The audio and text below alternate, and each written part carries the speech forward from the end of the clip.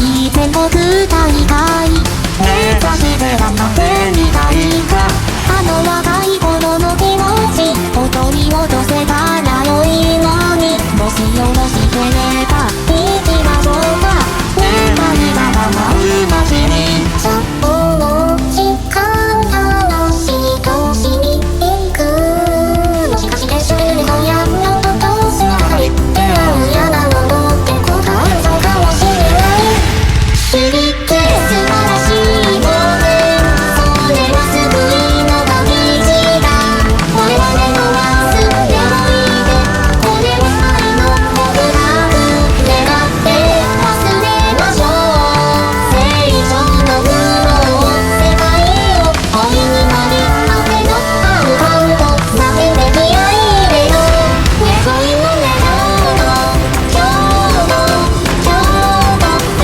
ケーション今日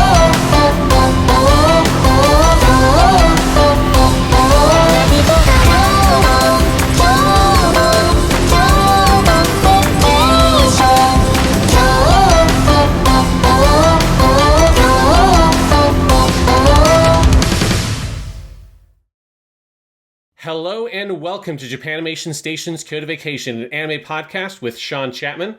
And Jonathan Lack. We are here to kick back, relax, and talk about some anime this week on the show. We continue our Kyoto Vacation Part 6, Yamada Naoko Strikes Back, or I Have No Voice and I Must Sound Euphonium, with the 2019 film Sound Euphonium the Movie, Our Promise a Brand New Day, if you want the terrible English subtitle, or Chikaino Finale / The Finale of Promises, if you want the proper subtitle in the Japanese version of the movie. This is, of course, the continuation of the Sound Euphonium series, sort of the sister movie to Liz and the Bluebird, which we covered with the occasional Thomas Lack last week. And I'm excited about this podcast because word on the street is this might be the hat trick to complete our Tamako Market and Chunibyo Season 2 podcast, because I really like the movie. Really? Okay. Yes. I think this is easily the most insubstantial thing we've watched for this entire season. I think there's one worse thing, I would say, is Beyond the Boundary, but I don't think Beyond the Boundary is as insubstantial as this. I think Beyond the Boundaries, particularly the movie, has like directorial things that I think are interesting. I think it has occasional things I like in it. This movie, I was forgetting it while I was watching it. I think it is as close to plotless as I've ever seen a movie actually be. The people who say movies are plotless often don't know what they're talking about. This feels like, I genuinely, I think it is really weak source material. I think you can feel Tatsuya Ishihara struggling to figure out what to do with it. I think the concert performance at the end is incredibly limp because there has been no story building up to or out of it. I did not like this. This was not my cup of tea at all. I don't think it's terrible or anything, but like, I don't know anything in this movie that I feel like I would have needed to see to go on and watch season 3. This felt completely pointless to me, I'm going to be honest. I think this is going to be the most we've disagreed on anything on a podcast for a long time, because I disagree with basically everything you just said. I really like the movie a lot. Like, I think it tells a very compelling story about Kumiko's second year, her becoming a senpai and trying to learn what it is to try to mentor people and trying to figure out that and, like, what does she want to be and where does she want to go forward into her life, obviously becoming a third year in the next season. But yeah, I actually really liked the movie a lot. I liked the new characters, particularly Kanade, who's obviously kind of like the secondary, like, main character of the film, being the sort of like next focal character we have, which is sort of the structure of Sound Euphonium. But yeah, I like the movie quite a bit. Okay, yeah, I just, like, honestly, even being able to name one of the supporting characters in this movie is amazing to me. There is a subplot that involves the tall girl, I don't know any of their names, and the whole thing is about her feeling jealous over another character, and that whole time, I had to stop the movie and go look up who the hell is she talking about. Oh, it's a character who we saw a name we never learned. Okay, that's why I don't know what's going on in this really bad, repetitive subplot. Okay, that was like my overall experience with this movie. And I will say, to be fair, my brother, the occasional Thomas, not here with us today, he hates this movie. He does not like this at all. It was kind of funny. I was having to try to, like, fight back. He had told me over and over again he didn't like this movie. And I was like, well, I'm going to keep an open mind. It's a KyoAni movie. It's Tatsuya Ishihara. It's the whole crew. How bad can it be? And again, I don't think it's bad. I just think it's incredibly insubstantial. I just don't think there's much of a story it has to tell. I think in a 13-episode TV season, I think it could have done better, but I also think, like, everything it does, there's something in the TV show I think did basically the same story better. And I think the stuff with Kumiko, I can see where you're coming from, Sean, but that's something like, I just don't see the movie doing it. I think there's a couple moments where I go, oh, she's being slightly more assertive, and then a lot of moments where I go, this is just like the other times she mediated between two characters who had a misunderstanding and blah, blah, blah, blah, blah. But this is in a, really kind of contained, moment where I don't think they've fleshed any of this out, and I don't really know or care about the characters. So it kind of felt like watching a recap movie of an anime that was maybe more interesting, but I couldn't tell you one way or the other. Man, I just disagree with everything you just said. Like, I think Kumiko clearly has her whole framework for what's happening in this movie is fundamentally different than it was in the TV show, because now she's a senpai, right? Now she's in a fundamentally different position, and she's trying to become the next Asuka, right? She's trying to figure out what is it to no longer be the underdog, the person who's at the bottom of the rung, and so she can always kind of like poke and prod the people above her. Now she's the person above. Now she has to figure out, okay, what do I do? How do I reach these younger people than me and bring them into the culture of the band? But what in the dramaturgy of the movie does she do differently than she would in seasons 1 or 2? That's the thing. It's like she goes after someone in the rain who is crying and yells about their emotions, and we saw that 7 times in the TV show. Yeah, like, I just don't think her relationship with Kanade is completely different than her relationship with Asuka was. Like, yeah, there's both like yelling and shouting out in the rain or whatever, and there's like big dramatic scenes, but I think the relationships between the characters are fundamentally different. I just don't see it, but that's fine. I guess this is one where we're just going to have to disagree. And, I have heard a criticism of our podcast sometimes from people who I think are weird, who say that they don't like how much we like things on this podcast. They wish we disliked things more. And so I guess this episode where one of us doesn't like the thing is your reward, you weird fans who don't like us liking things. Yes. Well, let's get into a little bit of the history stuff, which there's not a huge amount, because honestly, the history of this movie is so closely tied to the history of Liz and the Blue Bird that there's not a lot of like additional stuff here.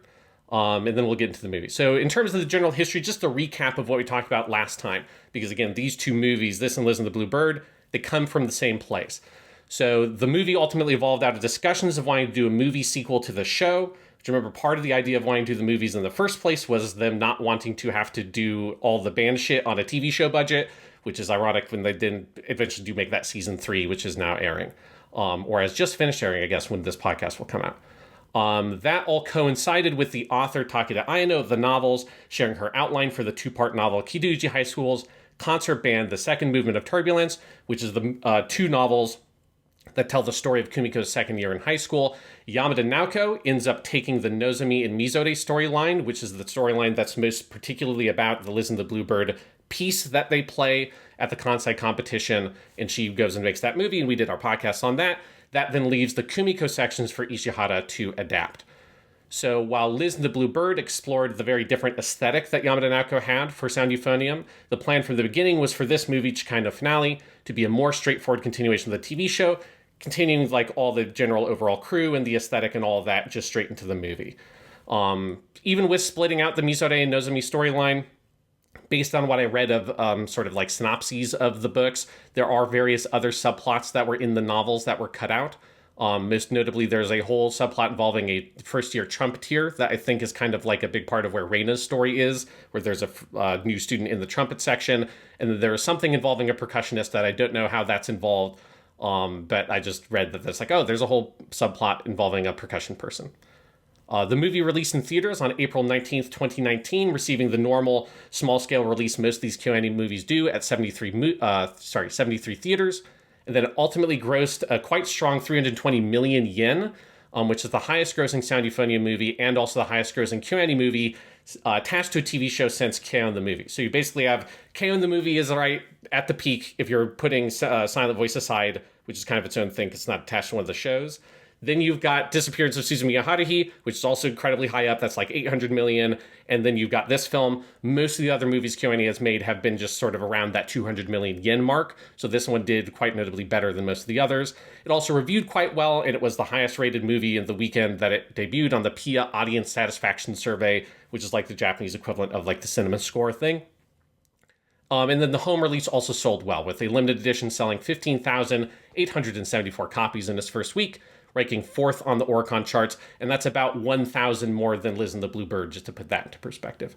So again, I didn't find, like, there wasn't, like, a lot of, like, super complicated interviews I found that gave super deep insight for the movie. There wasn't, like, a huge amount of behind-the-scenes stuff, but that's just sort of a general overview of when it was made and kind of the response to it.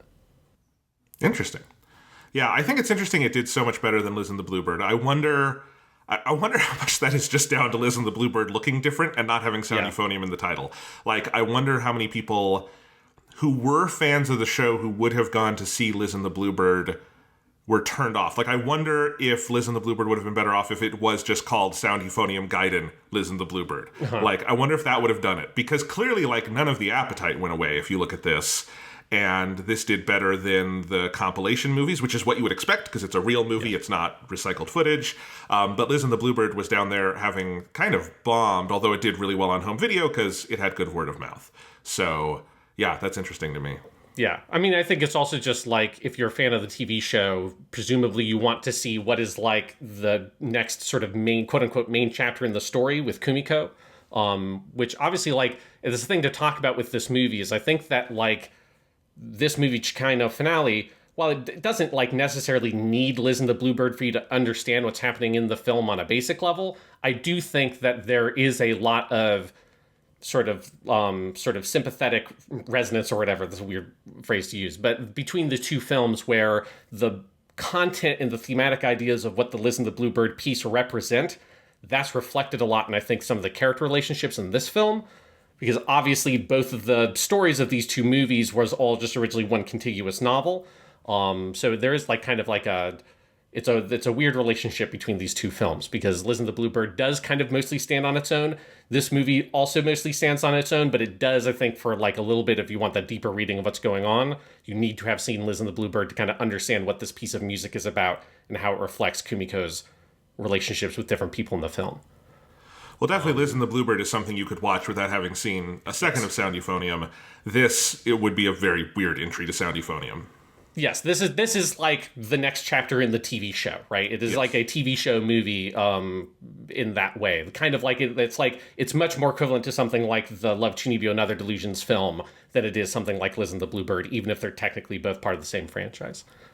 And this is based on... let me just back up for a second. The book was a two-part book, right? It was two light novels. Okay. And they were released, like, a couple of months from each other. So they were basically written at the same time and just released one after the other. I do think it's interesting because seasons 1 and 2 are based on one book apiece, right? So... Yes, so they are. So this movie actually has more content to adapt than either 13-episode season, but it's doing it in one movie. They did pull out the Liz and the Bluebird stuff, but I assume that was not fully 50% of what was in the books. So that's kind of an interesting my impression thing. is that's like the middle section of the book, based on what I've sort of read. Is there's like, here's like all the kind of first half of this movie is kind of the beginning of the book. Then there's a whole this middle section with Liz and the Bluebird and Mizore and Nozomi, and then you've got everything that happens after that, which we see in this film. Right. So, yeah, I'm just saying, like, it is kind of interesting. This is not a movie because there was less source material for them to adapt. No. This was a movie because of choices they made as a creative team. Whether or not it worked, we have disagreements on, but yes. Yes, and I think it's a lot of, like, looking at the demand of making it as a TV show and saying, why don't we try this as a movie? Because, oh my god, animating this shit on a TV show is fucking hard. And that's, again, the interviews I've read with Ishihara Tatsuya, that was, like, a significant part of the motivation behind it. So in terms of the crew, it's, like, you know, basically the same people from the TV show. So the director and the person who did all the storyboards was Ishihara Tatsuya. Screenplay is Hanada Juki, of course, who he's been our kind of main writer for Ishihara Tatsuya's stuff for a while now. The character design was Ikeda Shoko. Chief animation director is credited to both Ikeda Shoko and Futoshi Nishia, which I thought was interesting. He was, of course, that on also Liz and the Bluebird. The composer for the music was Masada Akito, as he was in the TV show, and he composed the Liz and the Bluebird piece for Liz and the Bluebird, which we, of course, hear in its kind of entirety as a concert performance piece in this film. Musical instrument animation director is Takahashi Hiroyuki again. The chief unit director was Yamada Naoko, which this is a unique credit. I have not yet seen something labeled as Inshutsu. parentheses chief before. So this feels like the movie version of series Inshutsu. That's basically what Yamada Naoko has on this film. Notably, this is, chronologically speaking, the last credit Yamada Naoko has at Kyoto Animation. Then unit directors, we have Kitanohara Noriyuki, Takemoto Yasuhiro, Ogawa Taichi, Sawa Shinpei, who he did a bunch of stuff on Liz the Bluebird as well. Then Ota Minoru. Ota Minoru, this is the first time his name has popped up. He started at KyoAni in 2017, so 2 years before this, working on Violet Evergarden as an animator and a weird credit of accessory setting. So I guess he probably designed some of like the jewelry and stuff in Violet Evergarden. He then directed 2 episodes of Tsurune, the archery club show, which we're not covering. And after his role on this film, Oda goes on to work on the Violet Evergarden movies as a unit director and also takes over for the late Takahashi Hiroyuki, who is the musical instrument animation director for all the Sound Euphonium stuff. Takahashi dies in the arson attack, and so Oda Minoru is the person who takes over that role for the OVA in season 3 of Sound Euphonium. Not to start this off on a morbid note, but it's something that's kind of hard not to point out. This movie comes out in April 2019, and it's so a couple months after this, in July 2019, is when the arson attack happens. So this is the last completed Kyoto Animation project released to the public before that the arson attack happens. So there's several people here that this is the last thing that was released in their lifetime.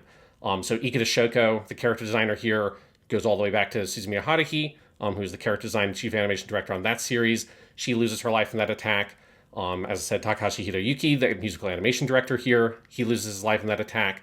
And then, of course, Takemoto Yasuhiro, who's the unit director here. Also, we talked about him a lot because he's one of the best directors. At KyoAni, he loses his life in that attack while he was in pre-production on season 2 of Kobayashi-san's Maid Dragon. So there's a sort of, a little bit of a pall hangs over the movie in some ways because it is the threshold, basically, for the pre-attack KyoAni and the post-attack KyoAni. Some of the work that these people did would come out after the film, obviously, because some of it was released posthumously. And I know we're going to get into that more with Violet Evergarden, because that series straddles it as well.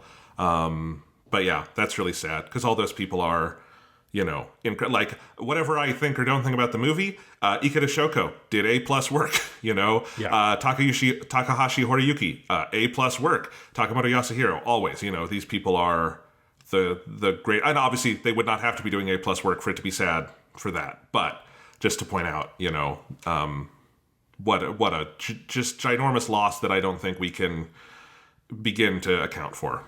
Yes, and unfortunately a lot of the stuff we're doing on the podcast from this point forward is either like right before all this happens, because we'll obviously, when we get to Violet Evergarden, kind of jump a little bit before this and then go past it, because the movies for Violet Evergarden straddle this line. Miss Kobayashi-san's Maid Dragon very directly straddles this line. So yeah, we are right here. It's kind of a part that I've been a little bit dreading actually getting to in this podcast series, is now we are all the way up to 2019. Yeah. All right. Well, I guess that's all did you want to say anything about the music? There's not much to add. Yeah, I mean, there's the ending theme, Blast, which is performed by True, as all of the Sound Euphonium themes have been composed by Kato Yusuke, who he did Dream Solister as well. I think this is one of the better True songs for Sound Euphonium, but I've only heard it basically twice, because when I watched the movie, then when I went to do the screenshots, but I liked it. But it did not make like a life-changing impression on me, but I thought it was a good song. I think it was an okay song in a vacuum. I think it's the wrong ending song for this movie. I think the movie wants to end, it feels to me, with not a sad song, but like I found it slightly tonally dissonant the way the movie ends, and then big happy song that could go anywhere else as like an opening or ending in Sound Euphonium. I thought this should have something that felt a little more personal to the movie. I will say one of my favorite things in this film is the opening. Tatsuya Ishihara does something very clever where he puts the like blue border around it as though it is one of the theme songs for the show, and it has a big marching band, or not marching band, but concert band piece under it. That's my favorite Sound Euphonium opening. I wish they did. I wish that were in the show, because it's not just the music, but I think it's also just the more down to earth daily life things we see in that.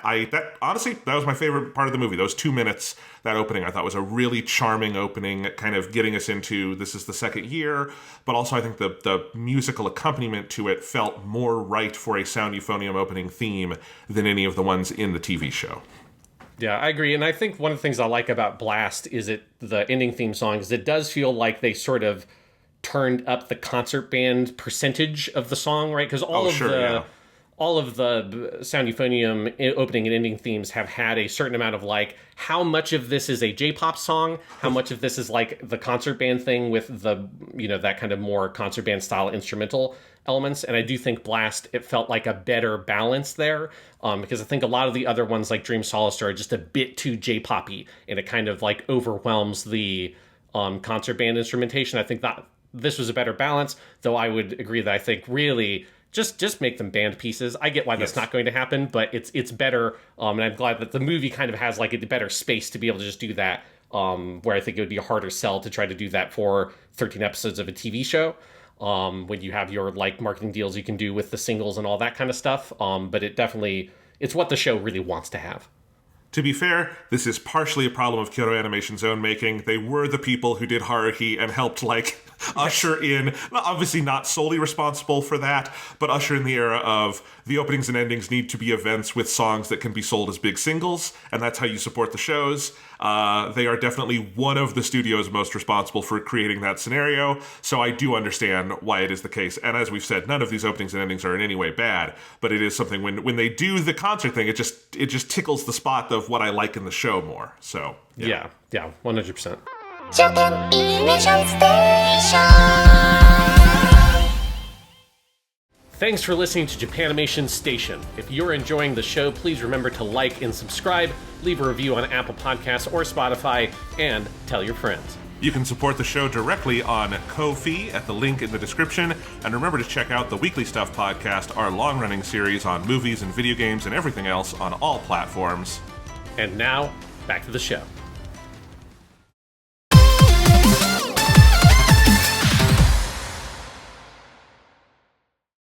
Well, do you want to get into the movie itself then, and just let's take the boxing gloves off and have a bare-knuckle fight? Let's do it like... It's so funny, Jonathan. I was literally going to make the exact same metaphor, and you beat me to it.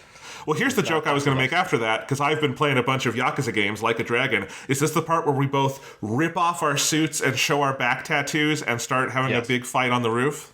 Yes, we should go and find like a giant skyscraper we can go to the top of, rip off our shirts magically with like, not just shirt, it's you have to have an overcoat on it as well, and rip somehow both of them off in one smooth movement. And then have my sick Hatsune Miku back tattoo, and then we punch each other, and then the giant kanji pop up on the screen. That's what we need to do. All right.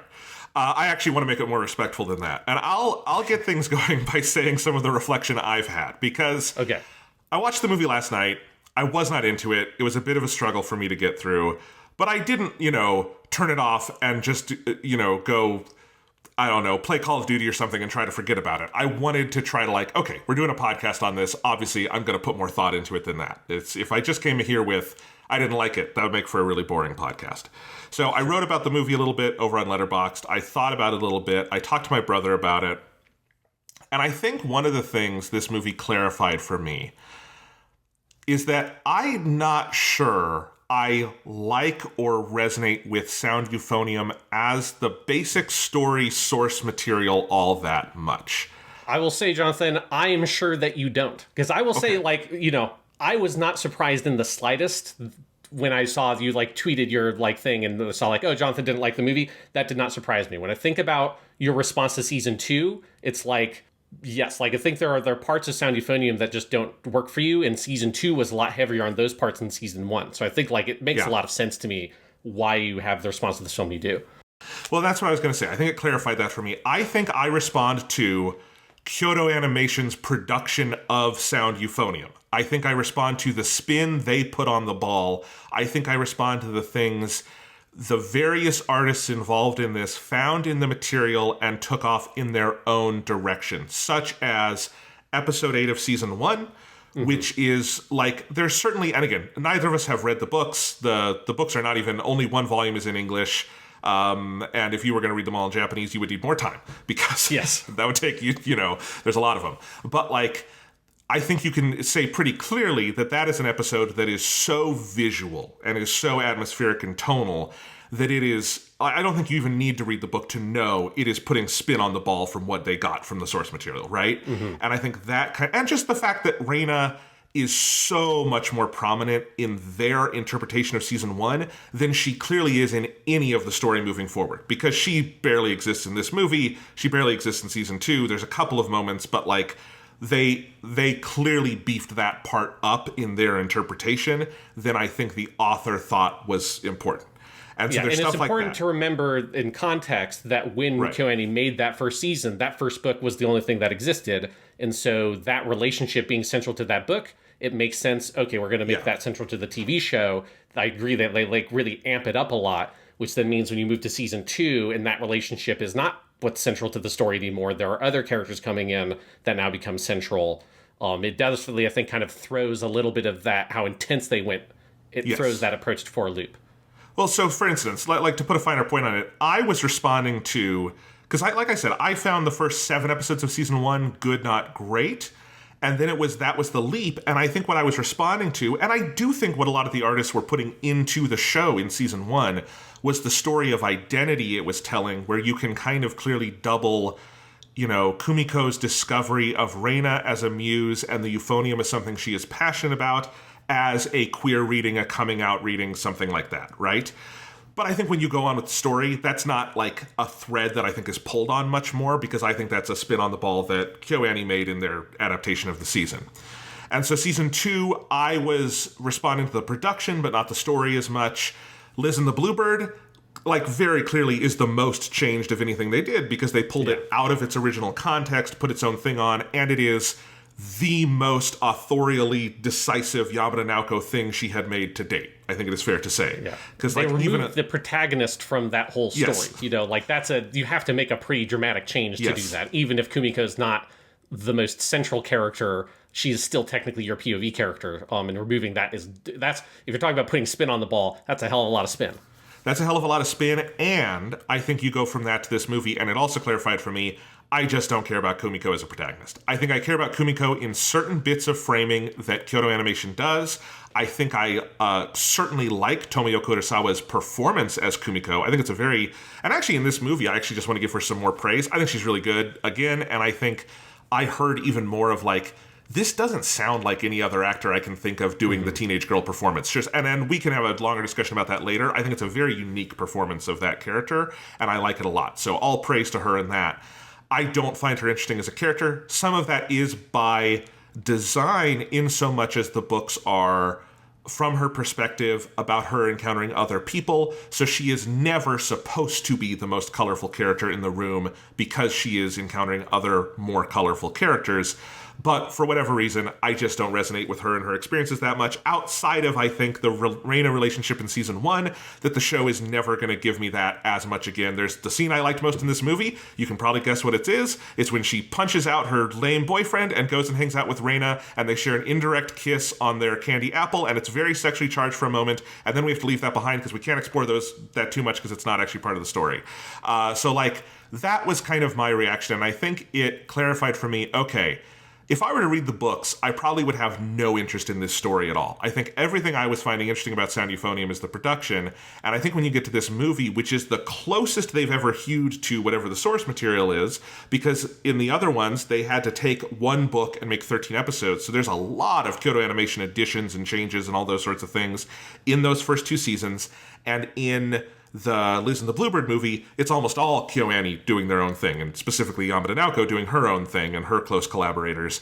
This movie is a very close, I imagine, telling of the story in the book, and there's not a lot of room for that kind of expansion that was the things I was responding to. This is the spine of Sound Euphonium, and I think it's probably a good test of what were you on board for in Sound Euphonium? And this was clarifying for me in a way that was interesting. And we'll see, like with season 3 when we get there, what that feels like. And I'm certainly, this does not make me not want to watch season 3. I want to keep watching it and follow it through to the end. But I do think if I can offer my constructive way through what I didn't like, I think it clarified for me what I was not responding to in Sound Euphonium. Yeah, because I'll say I really love Kumiko as a character and as a protagonist. Like, I respond a lot to her. Like, I think I find her very relatable, and also I find her so grounded and realistic. And I think that's part of the performance there. And I think it's like it's part of the whole construction of the character. She feels so real to me, like in the way that she sort of like responds to the people and is struggling with this sort of, you know, crossroads in her life, is very relatable. And I like what this movie does to sort of clarify in some ways her relationship to music and kind of how she's now defining her relationship to music, which has been in flux up to this point. Like I think one of the things this movie clarified for me, partially because the nature of the movie is it kind of, since you're going through another school year, you see the procedural nature of school on display. It's the same events. You're good. That's like the same thing year in, year out, but now you have this new influx of people and you say goodbye to the people that were here there before.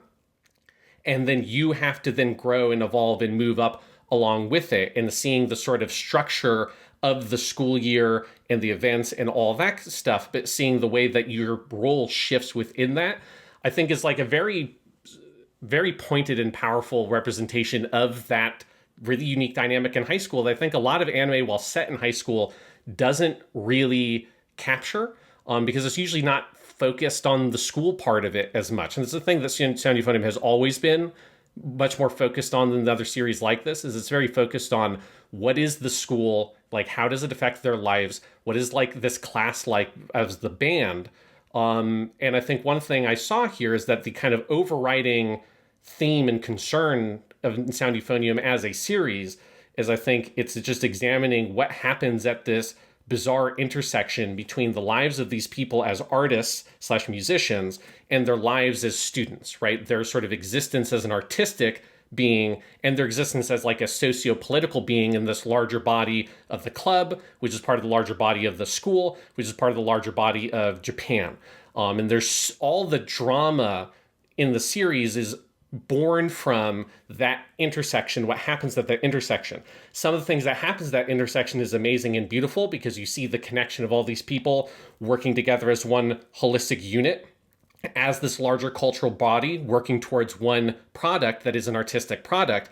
But you also see the ways in which their self-worth as artists and musicians is challenged by social and cultural things that exist outside of this sort of meritocratic, platonic, idealistic idea of what it is to be a musician, what it is to make like art an important part of your life, right? And that's what all the like drama of who gets the solo. Is it the person who's the third year who's going to graduate? And do we respect the sort of senpai seniority structure and cultural priority in Japanese culture? Obviously exists in like every culture, but Japanese puts it an extra spin on it and like more emphasis on it than American culture would.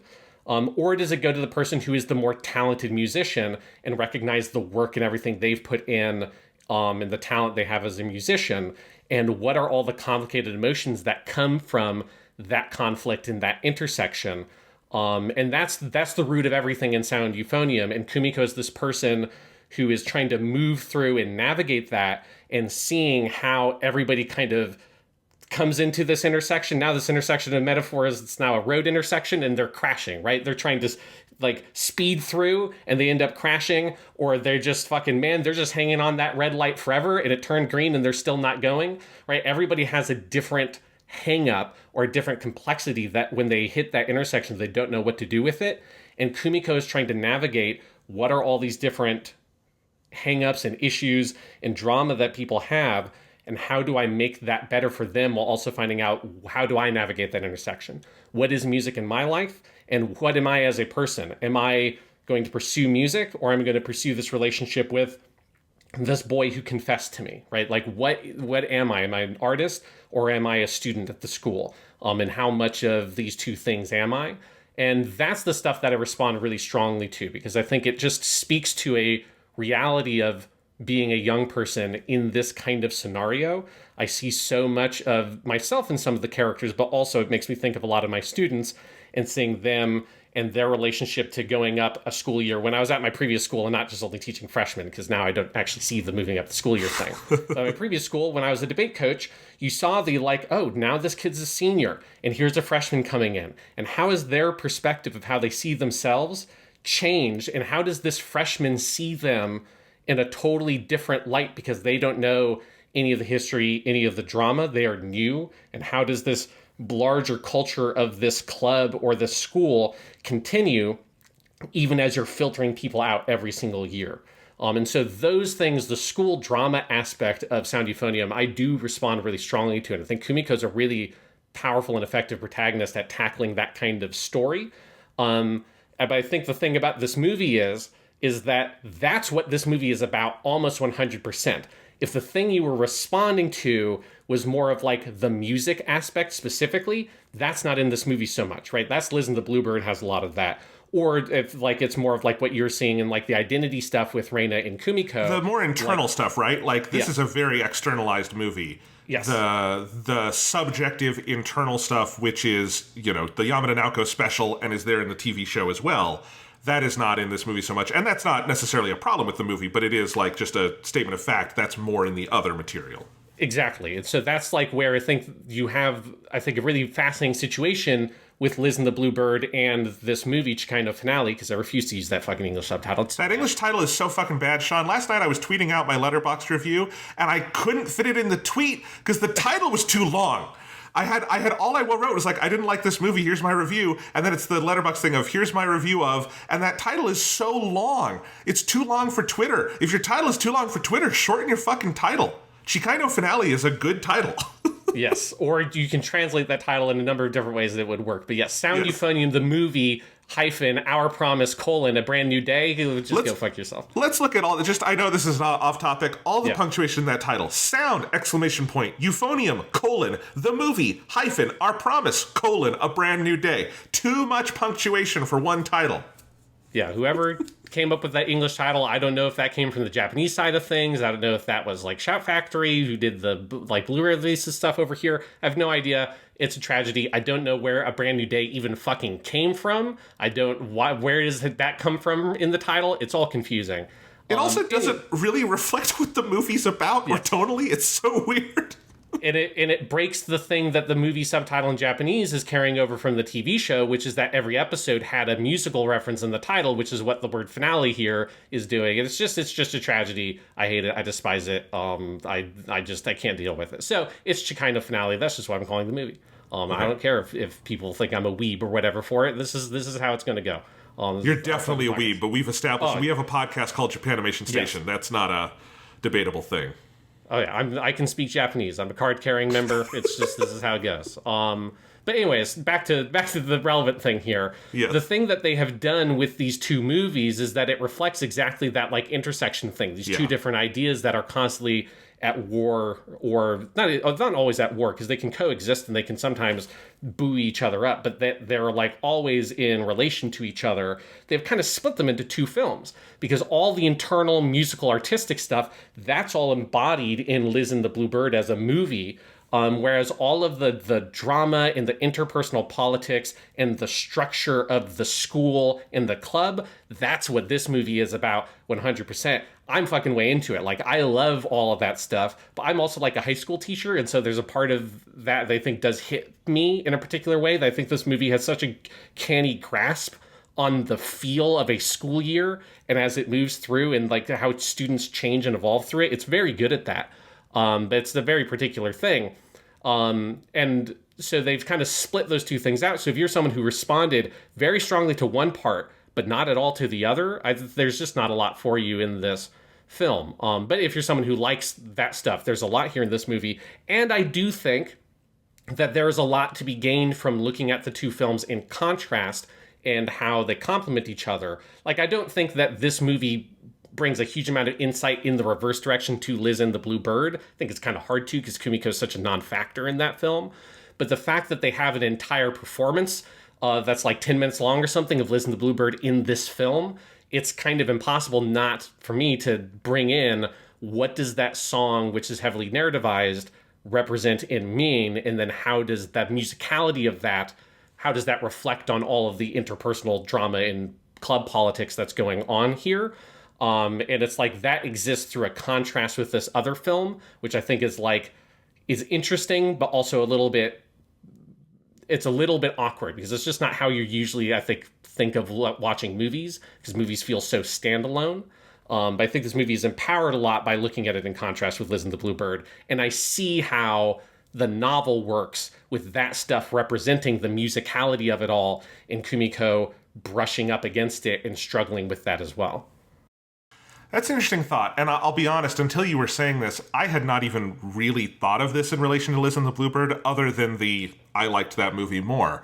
And I think it's partially because that movie has such a different art style, it has such a different directorial style, it feels so of its own thing that I'm watching this, and it wasn't until like they would say Liz and the Bluebird. There is one shot I really liked, it's very playful, where when they first introduce, he's like, this is our song for this year. It does this one shot that is just a very Yamada Naoko handheld, like over the title of the song, like the camera swaying back and forth just to remind you, like, there was this other movie and it looked like this. But other than that, I wasn't thinking about it that much. I think like the character designs are so different. I had trouble like catching Mizore and the other girl in Nozomi in this movie because their character designs are so radically different that I was like, okay, no, that's the one because she has an oboe. I can spot her near the end, and because they don't really have much presence in the film. Obviously, they've been split off, and you don't see them much here. So yeah, I think that's theoretically true. I just didn't like feel it much in the moment, and I do wonder like. I would never want to lose Liz and the Bluebird. If the cost of Liz and the Bluebird being as good as it is that it resulted in a sound Euphonium movie I didn't like very much, I'm totally fine with that. But I do wonder if a 13-episode...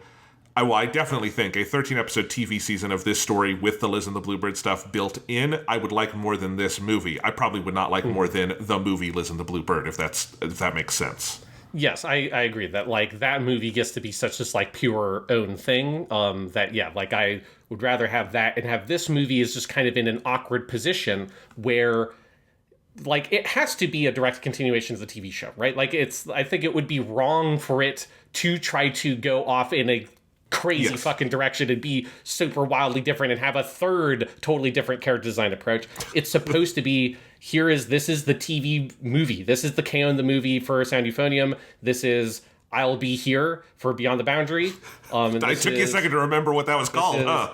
Goddamn, now I'm forgetting the fucking Love Chinibyo and Other Delusions one. Take On Me. I was like, it's an 80s song. It's not. Is it White Wedding? No. It's okay. It's Take On Me. That would be a funny name for that should be the next Love Chinibyo movie when like they're grown up and they have their wedding. Yeah. Oh god, yeah, and just play the Billy Idol song at the beginning, like My Generation in Silent Voice. That'd be fucking rad. They need to make another Love Chinibyo and Other Delusions movie now just to do that.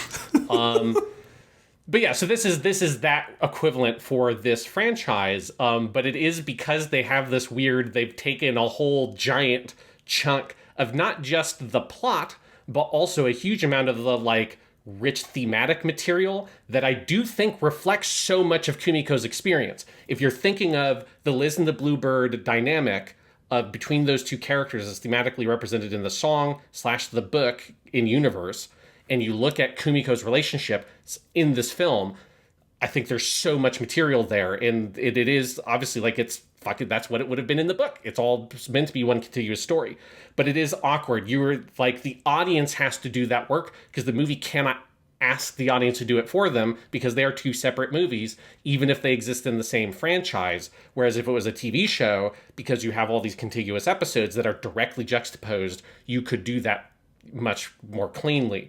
But if you as the audience do the work, if you're like sitting there, and for me, like it just came naturally, particularly during the concert section at the end, because you're listening to the longest single piece of music in this whole fucking thing. As far as I remember, I'm pretty sure this is longer than even the thing in season 2. You are getting a lot of the music, and the music is so narrativized. Like naturally I started thinking about, well, what does this music mean? What are the different parts of the story of Liz and the Bluebird and how they're represented in the music? And then you're staring at Kumiko in a lot of crossfades between Kumiko and Reina, and that is there. But it is like the movie is in a kind of awkward position because it cannot directly juxtapose it. It cannot assume the audience has seen Liz and the Bluebird. And so it's just in this kind of weird position between a rock and a hard place with that stuff. Yeah, and I my other biggest issue with the movie is just structural, and I'll talk about that here. I think everything you were saying earlier, Sean, about like the school year and the kind of the sort of place of the students in the bureaucracy of that and in the cycle of that and all of that stuff, going into this movie, and I think for the first half hour or so, I was interested in that in a film, in a cinematic format, because obviously you're going from and obviously the artists at KyoAni are very aware of this. They did Kumiko's first year at school, or at this high school, in a very decompressed time span. It took 2 full cores of TV, so 26 episodes to do that time span, right? This one doesn't go quite as far because they don't make it to nationals, but it does another basically full year of school, but now in one 100-minute movie. So you're going from the very decompressed TV show to the very compressed movie. And I think that's interesting. I would imagine part of the motivation for doing this as a movie isn't just the production side of it, but because in a movie you can shine a different light on the timeline. And I think it's exactly what you were talking about earlier that you were responding to, of instead of seeing, all of the different points of the year, like the marching band festival and the Kansai competition and the auditions over a span of weeks or even multiple seasons, you see it in one 100-minute movie where it's all bunched up and it's all kind of bouncing off each other in one overall experience. And I think that's interesting. And I think parts of that in the movie do work for me structurally. It still feels very episodic. You can still see where this is the arc about the tall green-haired girl, Mi-chan. You've got that arc, and then you've got this is the arc about Kanade, and you've got those sorts of things. But I think one thing this movie is missing that both seasons 1 and 2 had, that I think would make seasons 1 and 2 honestly easier to turn into movies in some way, it makes me kind of curious to see the compilation films for those, is that they are all fundamentally built on one relationship. Season 1 is the Kumiko Reina thing, and even parts of the story that aren't about Kumiko and Reina shine on that. Season 2 is the Asuka season, even parts that aren't about her shine on that. I don't think there's an equivalent relationship in this one. There are multiple ones, but I didn't see one through line. I disagree. So I think it's Kanade. Okay. Like, to me, it's because the Mi-chan relationship is not about Mi-chan, it's about Kumiko and Kanade. It's about their two different approaches of trying to solve the problem of this girl feeling isolated within the club, and Kanade tries to push her deeper into that because she is this, like, kind of very jaded, cynical 14-year-old girl who thinks she knows how the world works, and she's been hurt in her high school or in her middle school career. So she's trying to sort of push those buttons, and Kumiko's trying to get her to meet the club halfway and ingratiate her into the club. It's entirely about the interplay between those two characters. Mi-chan is just a pawn in their game. Okay. I didn't feel that with Kanade. I definitely didn't feel that. She's there. She's kind of interesting in some parts of it. I didn't feel like that kind of core sense of focus, because this movie has to, when it is going off to do stuff with other characters, it is a greater switch in the percentage of how much time you're spending with characters than you would on the TV show. If you have, you can have whole episodes where Asuka is not heavily featured in season 2, and she still really feels like the central, force around which everything revolves. And I just didn't feel that with Kanade in this one. The other thing is that the movie is, at the end, that they fail. They do not progress past the regionals. And I had a kind of shock where I got to, I think, the hour mark of this movie, and I brought up the timeline to see how much is left, because I realized I have no sense of how long. I thought it must be a half an hour of this movie has played, because they haven't even gotten to the auditions yet. The auditions are about an hour in. And I went, because I just in my head went, this must be they go to nationals again. And I don't, to be clear, my complaint is not that they don't go to nationals again. That's not my complaint. This was just more me thinking structurally. And then I saw the timeline and I went, oh, well, they're definitely not going to nationals, because there's only half an hour of this movie left. And so we do the auditions, we get to the regionals, they fail. But I just vehemently did not feel the movie building to that conclusion, or I don't think it does much interesting with it at the end. I felt like the only reason I knew that they weren't going to get past regionals is because the timeline was coming to an end. I did not feel this being a movie about a failure, or, if you want to spin it a different way, sort of a Pyrrhic victory. I feel like that kind of, especially with, I think, the performance sequence, and we'll talk about this later, I think is one of the most directorially problematic scenes we've talked about. I have a lot of filmmaking nitpicks with that scene, and I think part of it is I watched that whole scene and I couldn't get a grasp on what it was trying to communicate, or how it would connect to what we had seen so far, or the inevitability, given the time of the movie, that they were not going to get past this point. And it's this big kind of I don't know what to say, empty space in the middle of this movie that is technically a spectacular production, but was very empty on the level of signification for me. See, so that's part of what I'm saying with the thing with Liz and the Blue Bird as a film enriches this one, because the the song is a narrative song, right? Like, if you're looking at that whole sequence, it is a song that goes through very distinctive movements, and some of them are fairly eccentric, particularly the second movement, which is the storm, right? Which you see visually, obviously, in the movie Liz and the Blue Bird, but you have like all the weird percussion stuff, which I adore, where you've got the dude with the big drum that has a piece of paper that he to make the wind turns and it sounds, creates the wind sound, and you've got like the snap of the wood blocks. The song is narrativized, and so it's unconventional in that sense. It feels so different than the other pieces that they've performed. That to me, like, that's inviting the viewer to think about what is the narrative, what is the music, like, what's the story the music is telling musically. And I think that's a little bit hard to access if you have not seen Liz and the Bluebird or not thinking about that movie, which gives you that in like spades. It gives you so much material to think about. What does Liz and the Bluebird mean as a song and mean as a piece of music?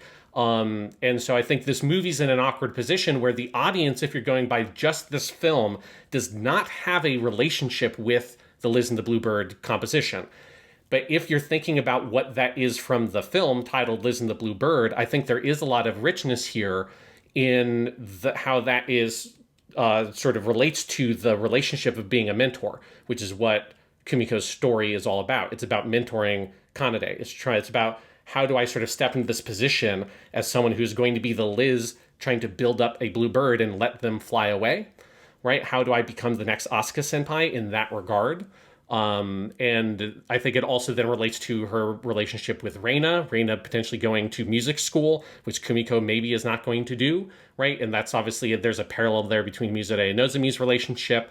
There is like her relationship with Shuichi, which you can also see through the Liz and the Bluebird dynamic of that she prioritizes her relationship to music and has to let that like romance potentially with him go because she wants to prioritize this experience in the club and being a musician more.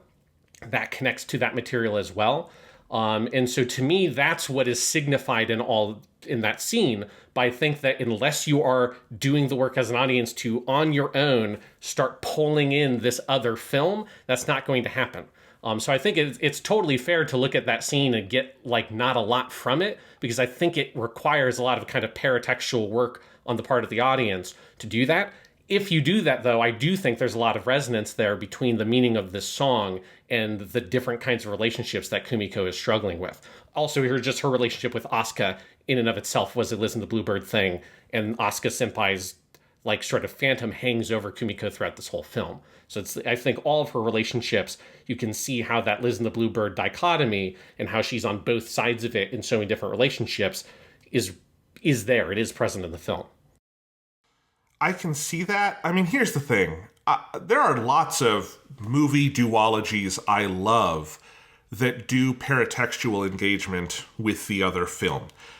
But if I'm comparing this to those, and I would name things like Wong Kar-wai's Chungking Express and Fallen Angels, which are even more oblique because there are no characters who cross over between the two movies. It is stylistic and it is thematic and it is the character is Hong Kong, is the connection between that. It's specifically a single district of Hong Kong that both of those are set at. One is set during the day, one is set at night. And I think there's a ton of resonances when you go back and forth between those. Or a more recent one, Mad Max Fury Road, and then its sequel that just came out, Furiosa, which I also think is absolutely, those two movies become a bigger two-part thing when you put them in conversation with each other. But if I'm looking at those, I do think directorially, George Miller and Wong Kar-wai are doing things like, yes, you have to have seen both of them, obviously, to get the paratextual references. That's the bar for entry. It's like, to get what happens in one episode of the TV show, you kind of have to see the one before it and the one after it, right? This is just how things work. But like, provided that you've seen the things, I think they're cueing you into a lot of that.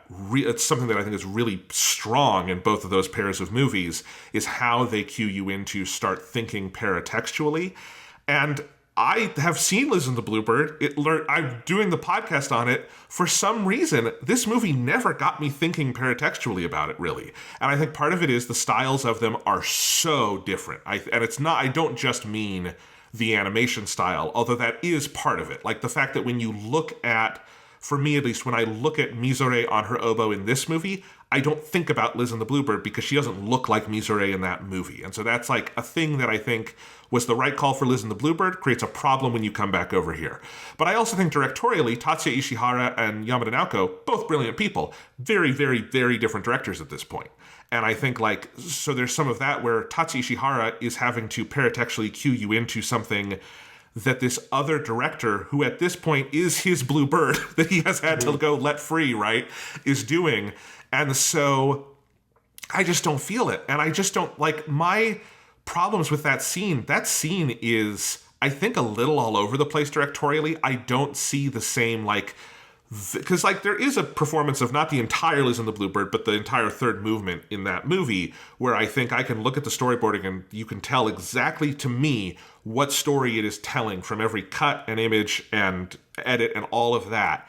And then I look here, and there was a lot of the song going by where I was trying to think in that way, and it felt like a lot of sound and fury. There's a lot more cuts in this performance than there are in the other performances. There's a lot more fast editing. There's many, many, many more CG shots, both CG shots in terms of camera, big dramatic camera swings that you wouldn't get on the TV show, or even in some past KyoAni movies, but also the ensemble being CGI for some shots.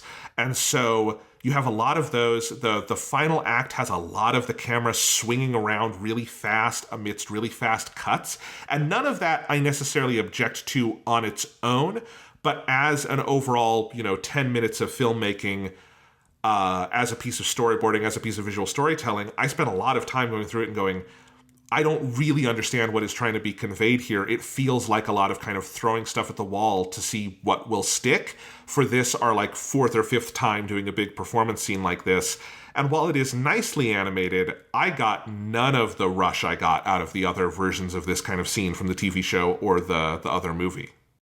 And because I really felt it a lot. It really worked on me very well. I think part of what you're talking about there, of where it's doing all the fast cuts, because there's kind of two sequences near the end where it does this. The first time it goes through and it shows you every single member of the band. Like, it basically does a close-up on literally, I bet if you stopped and counted, you would see every single member getting their own moment, including you get brief ones of the people in the audience. Then it does another sequence like that a little bit later, only this time it is focusing on all the principal characters, and that's what ends the piece. And so to me, part of what's communicated there is it's the whole organism of the band, right? It's all these people in these individual roles coming together. There's also some focus that I thought was interesting that I don't think any of the other performances really did, on moments where Reina and Kumiko are just sitting there doing nothing, because this piece of music is not about the trumpet, and this piece of music is not about the euphonium. They're there, they contribute, but it is a flute and oboe piece. And so there's like a long sequence in the middle that has these interesting like crossfades between Reina and Kumiko as they're just sitting there waiting for their turn to come. I did like that part. And it's like, that's part of what started making me really reflect on the meaning of the song, Liz and the Blue Bird, and the relationship between these two girls. And a lot of their conversations in this movie are about, what are you going to do in the future? Like, where is our path taking us? Am I going to become a musician? Am I not? Reina wants to be a person she's so driven by ambition. She wants to make a mark on the world with her music, but is that really the kind of person that Kumiko is? And so this song that is about people making each other better, but also people saying goodbye, I think there's a lot of weight there and a lot of meaning there, particularly when you're focusing on high schoolers who, by the nature of being in high school, they are in a temporally defined relationship. Their relationship is defined by them being in the same place at the same time for 3 years, and that eventually they will move on and they have to pick their paths in life, and they will no longer have the convenience of this one place that defines their whole relationship. And so I think all of that, there's a lot of meat to the song musically that is tying into those kinds of ideas that I think is being communicated here. So that's where I felt a lot of the meaning here. And again, I'm pulling in a lot of me feeling that from Liz and the Blue Bird and bringing it in here, because I think it is there. I think there. I think it is harder for this movie to do than those duologies you mentioned, though. It's because those duologies are not adaptations of one contiguous thing that had one big section ripped out and adapted as a separate movie. So it's there's a complexity there of the story was never designed to be a duology, so I think it has a harder time in that sense also trying to cue the audience in and bring in that material. But I think they're up to it. I think there's a better version of this possible. I don't think this is the best they could have done with the material. And I felt it. I guess like it's like I felt it, so it's like I didn't have that problem with it. I can see how you would though. Right. No, and I'm glad you did, because it is, it's still a beautiful sequence. I will say, I did find it a lot more uneven as a piece of animation. I think the amount of CG in there, I don't think KyoAni is ever great at the CG stuff. Like, it is not their natural stance. They are not Ufotable. And I think, particularly when it comes to some of the instruments and the players, it felt notably more scattershot to me. And I did ask Thomas about this, is this me imagining it? And he said, no, that is by far the most they are off in terms of the actual animation of the instruments, is that scene in any of the seasons or the show. He said it is a I bit... felt I can't speak to the the woodwinds and stuff. I felt like the percussion animation was fucking incredible though. I would agree on that. There's fucking cymbals girl who is the star of this to me. Like there's a moment where she hits the cymbals and then she grabs them to mute them, and like the timing of that with the sound to me it's so tactile. And there's a lot of that of like other sections where they hit a drum and then quietly start muting it with the palm of their hand. That's like, that was like, oh my god, they have like timed that, and the sound and everything with the animation is so precise. Since I don't know enough about woodwinds, I can't like comment there, so maybe you're a woodwind person, it's really off in those scenes. But the percussion stuff, which is why my screenshots of this section have a lot of the percussion people, I'm like, oh my god, the percussion animation for this is so tactile and feels so good.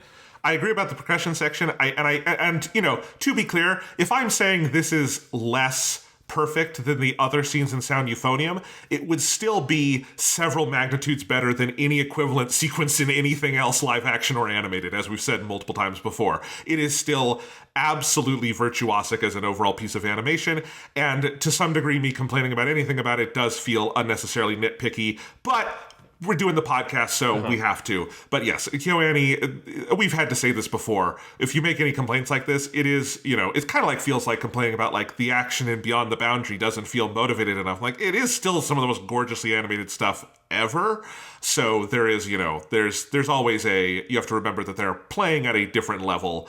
But we're 26 episodes into this fucking season, so we are evaluating them on their own level, and that was my issue with that scene. But and I just didn't feel the climax come together. I'm glad you did, and I think hearing you talk about it through the lens of the song and the other film makes a lot of sense to me there.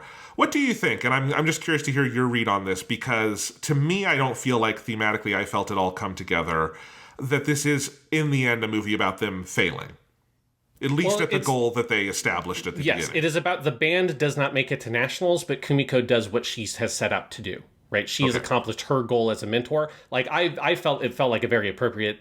I loved the ending of this movie, because it's all about Kumiko's reaction to what happens, I think, is so interesting. And I think it's like you see her coming into herself so much as a person, where Reina is the same position she was in middle school, right? She hears the news, she breaks down into tears, she like collapses into Kumiko.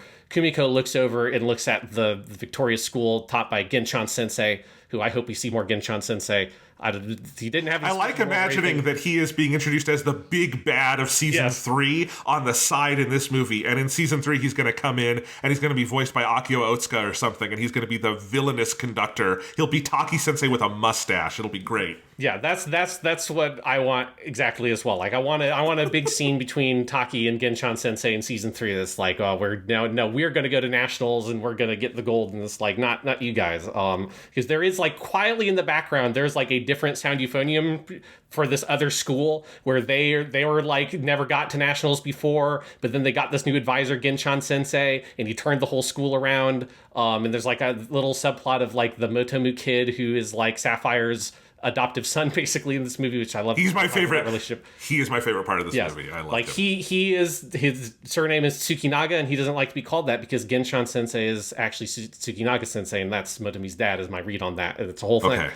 So I think there's a whole other Sound Euphonium something happening out there. I don't know if the book does that more, if that's more for like season 3. I have no idea.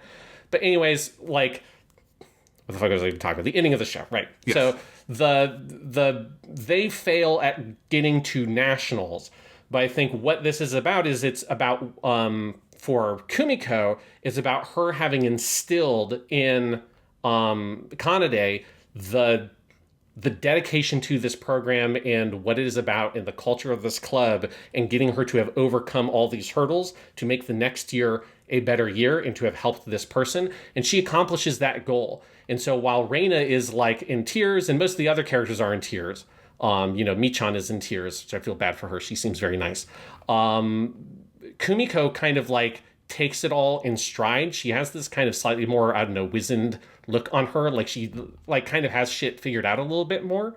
And you have that great interaction at the end on the bus where she sits next to Kanade, and Kanade starts going on about, oh man, this is all so fucking stupid. This is exactly how I thought it would go, right? Because throughout the movie, she's talked about like how this hard work doesn't make sense. Like, why are we throwing away our summer break to work in this club? This is all like comes from her experience in middle school where she tried really hard. They ended up not getting to nationals or whatever. They got a silver medal or whatever it was. And then everyone started blaming her because she got in instead of whatever the senpai character at her middle school was. And that has created this sort of cynicism in her of thinking that, like, yes, we all talk a big talk about it's about the music, it's about who's best, it's about all that stuff. But at the end of the day, it boils down to the fucking social hierarchy. It boils down to that shit. It boils down to the interpersonal politics and drama between the students at the club. And the only time you can say and really believe that it's just about the music and it's just about who's best, the only time that counts is when you win. And that's why you guys never minded about fucking Reina, is because you made it to nationals. But if you didn't make it to nationals, then everyone would be upset that Reina was the first year. They would blame her. It's like, why didn't we let the third year student, Cowdy, why didn't we let her do it, right? And so that's her argument. She starts going through it again on the bus, saying like, it's so fucking stupid that we put in all this hard work and it all was for nothing. And then Kumiko just quietly says, like, yeah, you're right. I mean, it is dumb. Like what we are doing is incredibly stupid. But then she looks over at her and says, are you frustrated? But specifically, she says kuyashi, the Japanese word. And then Kanade turns to her with tears in her eyes and says, yes, I'm so frustrated I could die, which is the line that Reina says in episode 1 of season 1, right? When that's like Kumiko's sort of light bulb moment of the thing that set her on this path, was seeing this girl who is so passionate about music that like she's bawling in tears and feels like I could die. I hate this feeling so much. And Kumiko has passed that on to this girl who was so cynical, so closed off, was this big fucking know-it-all, thinking that she knew everything and all that kind of stuff, the way that Kanade was throughout the whole movie. And that whole shell is broken down, and she is now part of the club, which is then what you see in the post-credit scene as well with her and Kumiko. And so to me, that's what the ending is about. Like, yes, they did not make it to nationals, but Kanade's whole argument is that it only matters if you win. And then as soon as we don't win, all of it just becomes bullshit, which is a little bit kind of what season 2 of the TV show was kind of on that line, where they were saying it's like, well, do you like competitions? Do you not like competitions? You have that whole episode where Kumiko asks that of all these different characters. And the conclusion of that is them winning this Kansai competition, which is where they dropped out here, her turning to Mizore and saying, Mizore-senpai, do you still hate competitions? And she says, as of right now, I love them. Well, that kind of is a little bit fuel for the argument of like, well, it only matters when you win, because when you win, it feels good. And here it shows the value through Kanade of this failure, of them not moving on to the next level, but it inspires and ignites her spirit as a musician, which is then going to be the thing that Yuko says in her big speech, carries on to the next year. I love that speech that Yuko gives as the club president, saying like, hey, like, this isn't a funeral. Like, yes, we didn't make it to nationals. We didn't accomplish our goal, and that sucks. But this is going to be the thing that leads to a better club next year. And the thing that goes unsaid there is that Yuko's not going to be part of that club.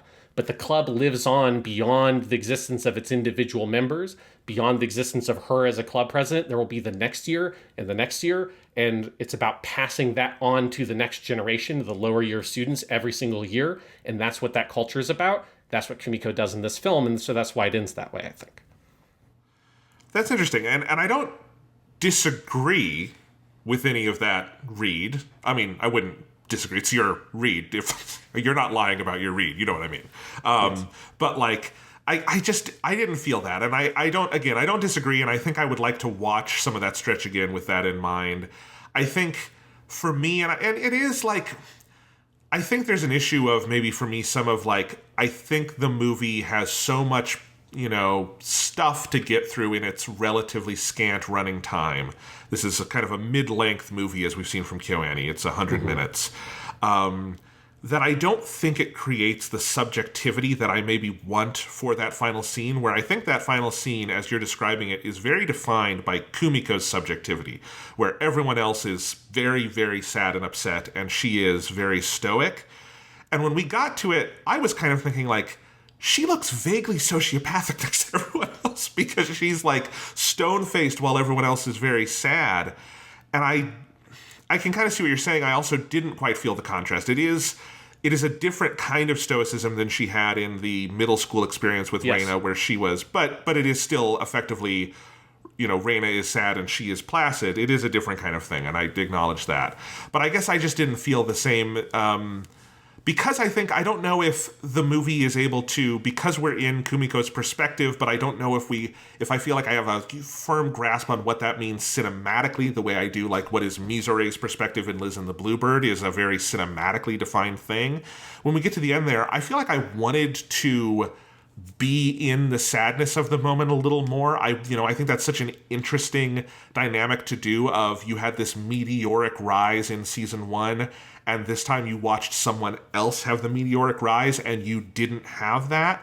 And I maybe wanted to sit with those emotions a little more. And the movie winds up wrapping up pretty quickly and being defined by Kumiko's more placid, sort of at peace relationship with it, which is not wrong. And it is, as you say, it is clearly the story the movie is trying to tell.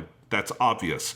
I guess I just didn't feel it in that same way, where it is a big thing to happen, and I guess I wanted to sit with the emotions of that a little bit more, in the way season 2 sits with the emotions of not getting the gold medal at the end really beautifully. Yeah, but I think Kumiko has grown from that experience. Like, I think that's why the ending is the way that it is. Like, Kumiko articulates a relationship to music that I think is a bit different than it's felt before in the midpoint-ish of the movie, a little past the midpoint, where you have the big dramatic scene between her and the Kanade. The whole thing comes out that Kanade has been trying to throw the audition because she doesn't want to sort of like rock the boat and let Natsuki senpai get in because she's a senpai. And there's that whole thing kind of being like, this is a defense mechanism, right? Like, I'm doing this so I don't get fucking bullied and singled out, because again, she has this very cynical outlook on how these clubs operate. And then Kumiko chases her down, and Kumiko expresses this very simple kind of pure thing of that she just wants to get better at playing the euphonium. She just wants to be better, right? And you have this great little moment of her looking up at the sky and it's raining, and her raising her arms up, and she just says, "Umaki naritaii da," right? I just want to be better. And you have this POV shot from her as like rain falls into her eyes. And it's interesting because it's very different than what Reina is, right? And I think that's part of what this movie is showing, is that Kumiko's path and Reina's path are not the same. That Reina helped ignite whatever's that big changes in Kumiko, but that change isn't, and I'm going to be like Reina. She doesn't have the same kind of ambition that Reina has, right? The only reason she didn't cry in middle school wasn't just because she doesn't have that ambition or whatever. It's because Kumiko's a different person and sees things in a different way. She needed to change. She needed to find a passion. That passion is expressed very differently. And I think what Kumiko expresses in this movie is this much more kind of pure relationship to music, that it's this very almost kind of slightly more Zen thing, right? It's just about, it's her relationship to the instrument, it's her desire to play it, to be better, to improve as a person.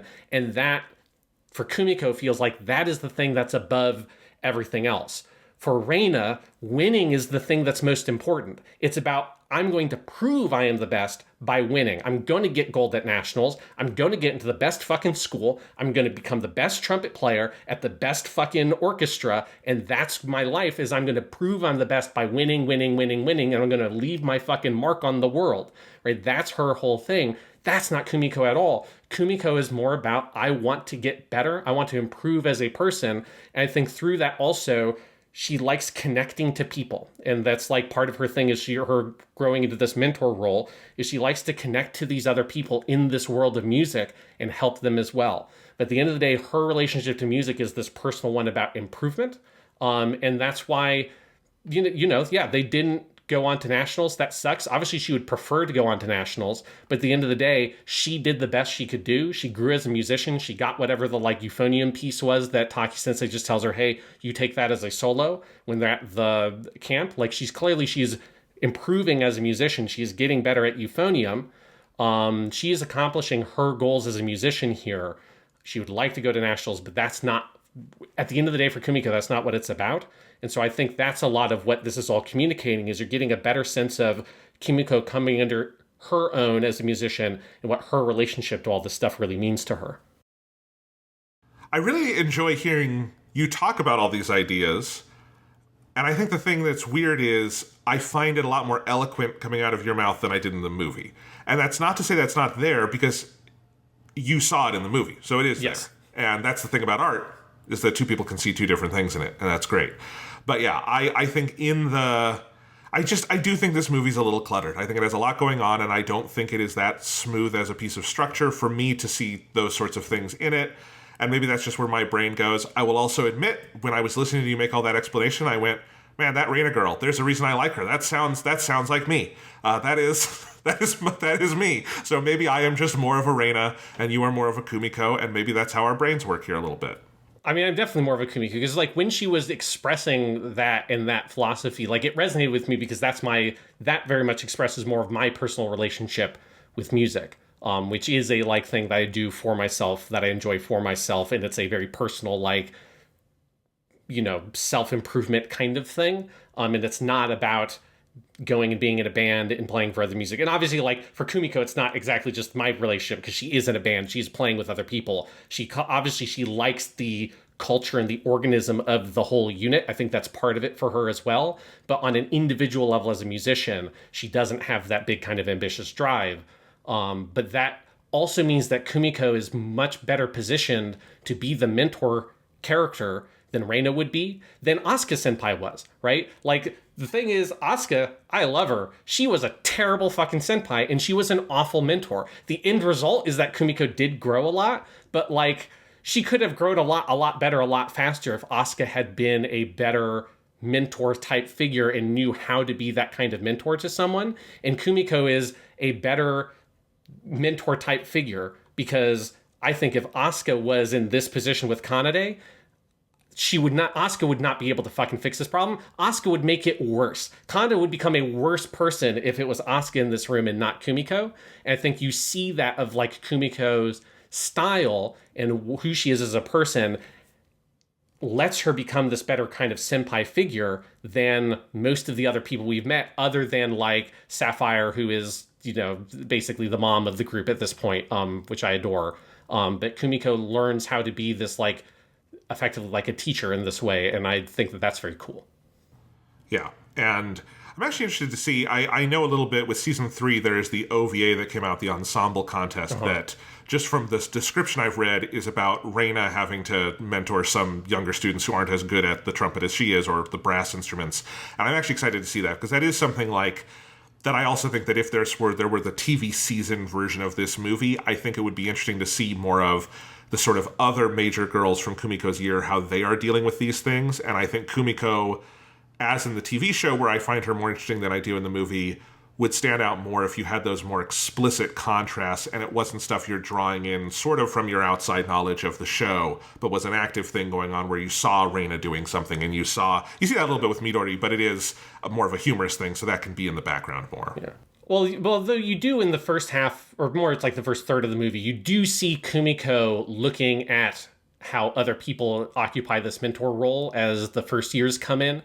And because initially she's not very good at it, because she's partially because she is saddled with the biggest trouble child of the lot. But, like, she also is having a hard time of, like, opening up enough to connect. Like, that's part of what Kumiko learns, I think, is to open up and like really kind of try to learn where it is this person coming from with Kanade. And it's just, for her, there's a whole big mess of anxieties that she has to help unravel.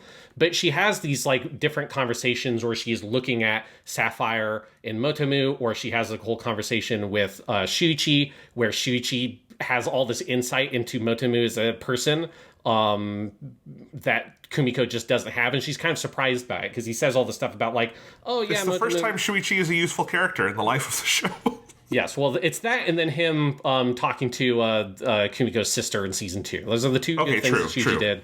Because Shuichi, he's not a bad guy. In fact, he's a good guy. You know, it's just there's not a lot there between him and Kumiko, and that's the problem with him. But like, you know, you do get the sense that he is like a thoughtful person. Yes. And he clearly is like a good mentor to this other trombone girl that there's that like, you kind of passe a little bit of relationship drama stuff with. But then you have him talking about Motomu, a person who's not even in the trombone section, but Shuichi has a lot of like clear insight into, well, this is why he doesn't like being treated like a little boy. This is why he doesn't like, you know, people talking about him like, oh, he's, you know, his face is so pretty. It's almost like a girl's face, right? All that kind of stuff. And he kind of lays some of that out for Kumiko, and she's surprised by all that happening. You have the Kabe senpai character, voiced by Tadakota Azasa, who has a full proper speaking role now. She was, the fairy girl in Myriad Colors Phantom World, and she was the like background girl who has her old separate series of novels in Sound Euphonium, the marching girl of the other school that was Kumiko's friend. She plays Kabe senpai, and you have all this stuff of her looking on and seeing Kabe senpai helping these other first year students, and her and Kumiko thinking back to her own relationship with her sister. You've got the stuff of them all in the classroom near the beginning, where Michan asks the question about like, it says here it's an audition, but is it like a real audition, or is it kind of, yeah, but the third years are going to get in? And Kumiko at first is kind of a little bit taken aback by that question, doesn't know what to say about it. And then Kabe senpai cuts that shit off right away, and she says, no, it's an audition. Like, and whoever is best, they're the ones who get in, because Kabe senpai is the third year, so she's got more experience. So in the first third of the movie, you do see Kumiko doing the Kumiko thing, where she's kind of on the sidelines and observing and lightly interacting with all these other people who are either struggling with or have figured out the thing that Kumiko's trying to figure out, and slowly she grows and integrates that into her own behavior as a mentor figure in the exact same way you saw in the TV show with like the first half of season 2 of her going around and asking people about like, how do you feel about competitions? It's all that same shit, just here for being a second year and trying to help the first years.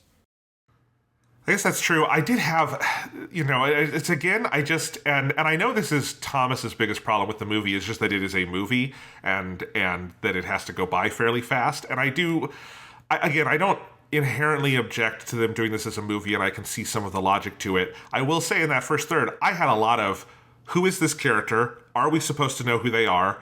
Why don't we know who they are? Senpai really threw me for a loop, because that in every piece of cinematic grammar is, you're supposed to know who this is because she has a pre-existing relationship with Kumiko. We've never seen her before. She's new. I had to look this up and ask Thomas, and it deeply confused me because there were several scenes where I'm like, is this a character we know and she's got like a different haircut now? Why don't I know who this is? What is, like, there was a lot of that in the first third of this movie. Or like I said earlier, you meet Satsuki Suzuki, which is, I will admit, a great name, who is the little girl. It is, of course, she voices Clay in Genshin Impact. I'm looking at your list of... Yeah. She was in Myriad Colors Fandom World as well as the little girl Kudumi in that. Yes, because it's the same kind of voice here. And then, like, it'll be a lot of Michan's arc in the part where they're doing the summer, the like Sunshine Festival, the marching thing, is them talking about how she has this deep resentment of Suzuki. And I kept going, which one was Suzuki? There's actually 2 characters named Suzuki, and it's the other one. And there was just stuff like that was like throwing me for a loop, because I was like, I have not known this character long enough or seen them outside of like the one scene she was in that I have memorized their names, such that you can have a conversation where she is off screen, they're talking about her, and I am supposed to know who she is. There was stuff like that where, like, I don't think that would be a problem in the TV show, where you would presumably not be doing that all in one 20-minute segment. But I do think becomes a problem in the movie, and I feel a little bit of growing pains of them making that switch. Yeah. To be fair, though, you also couldn't remember Kumiko's name by the end of season 1. So there's, because I But was I saying, knew who like, the main character was, but there's not a bunch. But Kumiko's the main character. There's not a bunch of scenes where other people, Kumiko is off screen and them talking about her. That's my problem. yeah, I didn't really have that issue so much with this. Like, the thing I will agree is that it is weird to me that Kabe Senpai is this sort of invented character. That it just feels weird that they didn't just use one of the character designs that existed from the TV show for the second year students that was just a background character, because they had all of them. As far as I can tell, she was not even one of those. Like, I don't recognize her at all. That's what I'm talking about. And you have second years I liked, who I wanted to see more of. Like, Goto we get a lot of in this movie, and he's great, and I like all of his stuff on the sidelines. But, like, there are other ones where I feel like they could have pulled them in, and instead it is Kabe, and it confuses me in the first third of this movie quite a bit. Like, I didn't have a huge issue. Like, I got past it very quickly. But just more as like because I don't think they should have used any of the ones who were, like, properly characterized, because clearly the thing is that the path for her is that she's leaving the club. So you don't want to, like, use up one of these other characters that you want to keep around that are in the base section or something. But there were just, like, background second years from they're now third years that you could have used, the character design at least. And that to me is a little bit confusing. And I didn't have, like, a huge issue with it, because I think they introduce her and contextualize her within the context of this film just fine for me. But it felt weird for a series that has been very good at creating really notably unique character designs for every single member of the school. It's like student body of the club, that having a new one that is not a new first year student is kind of a little bit strange. Yeah. And it's just, I came out of, if you're asking me what name does the movie want you to remember out of the first third, it's Motomu, because it's the only name that is said a lot and that you are meant to remember because there are discussions about it. And there's little things like in the script where I would make changes there because I think it is making a mistake on emphasis. I will say, though, I do love our boy Motomu. I like that he starts as a total asshole, and then under the guidance of Midori, someone who understands the pain of being dead named over and over, even by certain hosts of this podcast, that, like, he blossoms into a beautiful flower and is a nice, obedient member of the band. He's a good boy by the end because Midori has shown him kindness. I like that. I like that is mostly off screen. That is a case where, like, it being an implied movie happening off screen that we glimpse every so often is very funny, because I like imagining the Liz and the Bluebird style spin-off Motomu and Midori that is about them and their senpai kohai relationship flourishing is very funny to me, because it's like almost not even really a senpai kohai relationship. Like, she so just becomes that kid's, like, adoptive mother. It's so funny. I mean, obviously part of the context there is that she is an older sister, right? Because we see there's, like, the little tiny mini version of her that's her younger sister that we saw in season 1. So it's like, clearly the context is she has that experience of being the older kind of mentor that's trying to help the younger person. And she just, like, has such a good head on her shoulders, right? Midori is absolutely the person in this whole series that has her shit together. Everybody else is, like, flailing about madly. And Midori's like, no, I just really like playing the contrabass. I'm very good at it. I love being friends with all these people, and I'm just going to continue to do all of this and being very happy and excited and going about my life and being a happy person. And everybody else is dealing with this drama. It's like fucking, water off a duck's back for Midori. It's like, whatever. And she just sort of takes in this boy. I love there's a whole conversation of where she's like, oh, he's just like a cat who's abandoned out into the rain. They, like, then start comparing the other first years to animals. And at the end, she walks away at the train station being like, I think we'll have a very exciting year. We have all these new interesting animals joining our club. And you're like, this is okay. That's interesting. But yeah, like, her whole relationship is being this motherly figure in him, like, becoming her disciple, right? That, like, deshi ire concept, Japanese, of, like, I'm gonna be your disciple now, and follow you around everywhere. And they're, like, eating together at the fucking camp at the end, and I forget what she's eating, but she's like, oh, I love these, like, croquets or whatever it is. And he's like, oh, so do I, Midori senpai. And like, that whole, like, sort of way he just follows her around in her sort of, like, her little henchman. It's fucking the best. It's very good. Okay, so we've danced around a little bit. There is the subplot in this movie of Kumiko and Shuichi sort of, kind of dating, not quite. It's not ever put a name to. A lot of it happens off screen. I do think this is where the show has like written a check in seasons 1 and 2 in how it has depicted them that like you have said this even stronger than me, Sean. The cinematic language in seasons 1 and 2 is that she despises this kid. Like that she is like physically repulsed by Shuichi in a way she can't even quite name. To be fair, they do keep that up. The one time he does go in for a kiss, she physically punches him, which is very funny. And then beats him with an umbrella afterwards. And then beats him with an umbrella. But it is also asking you in certain moments to invest in like her feeling jealousy, her feeling an investment. It does feel like something that is I continue to think is a disconnect between what is written in the source text and what KyoAni is interested in their framing, and kind of comes to an interesting impasse here that does end with them not getting together, but is framed in this kind of emotional moment as like, I need to focus on the band, where I'm like, yeah, this wasn't really a fair test of that, though, Kumiko. You didn't like this boy. So if there's someone you actually liked, like Reina, had asked you to date her, would you have maybe walked away from the band for that? We don't know. We have not had you in a relationship with someone you cared about. Yeah, I will say this was the thing about this movie I was really dreading, because it's like if you look at the back of the Blu-ray box, it's like the first line is something about like Kumiko is trying to balance her relationship with Shuichi and her commitment to the band. I'm like, oh no, no. And then the first scene is that little piece of them on the bridge, and she gives him that little trombone thing. Great, this is kind of picking up from... This is clearly happening in between the penultimate episode and last episode of season 2, where there's that big time jump. Yeah. And then he stops her and says, it's like, no, he says like, it's like, I like, and then she's like, yeah, what are you talking about? No, I like you idiot. And you have the big flash or whatever, and that's when you have the title sequence come in. I was like, oh, here we go. Here's where it all falls apart. But I actually think the movie does a very good job with it. Like, I don't know where it's going in season 3. Eventually, they're going to have to land this plane, and they can't keep the ball up into the air. But in this movie, I didn't have an issue with it. Like, I think it might be the most realistic depiction of a like high school relationship I've ever seen, of the variety of the like, we started dating because we were like, are we dating or are we buddies? Is very much the like energy in their relationship. And as soon as it starts to become something more romantic, she rejects it. I think that this movie does sort of thread that needle on its own, but I think it does not make me feel confident about where it's going in the future. But the way that it sort of ends with it sort of cooling off to this point of where it's like, it doesn't feel like they were ever really in a romantic relationship. Like, it legitimately feels like they're dating because it's the convenient, normal thing to do, which this is absolutely a thing that lots of teenagers do. And they're just like, you have to be dating someone.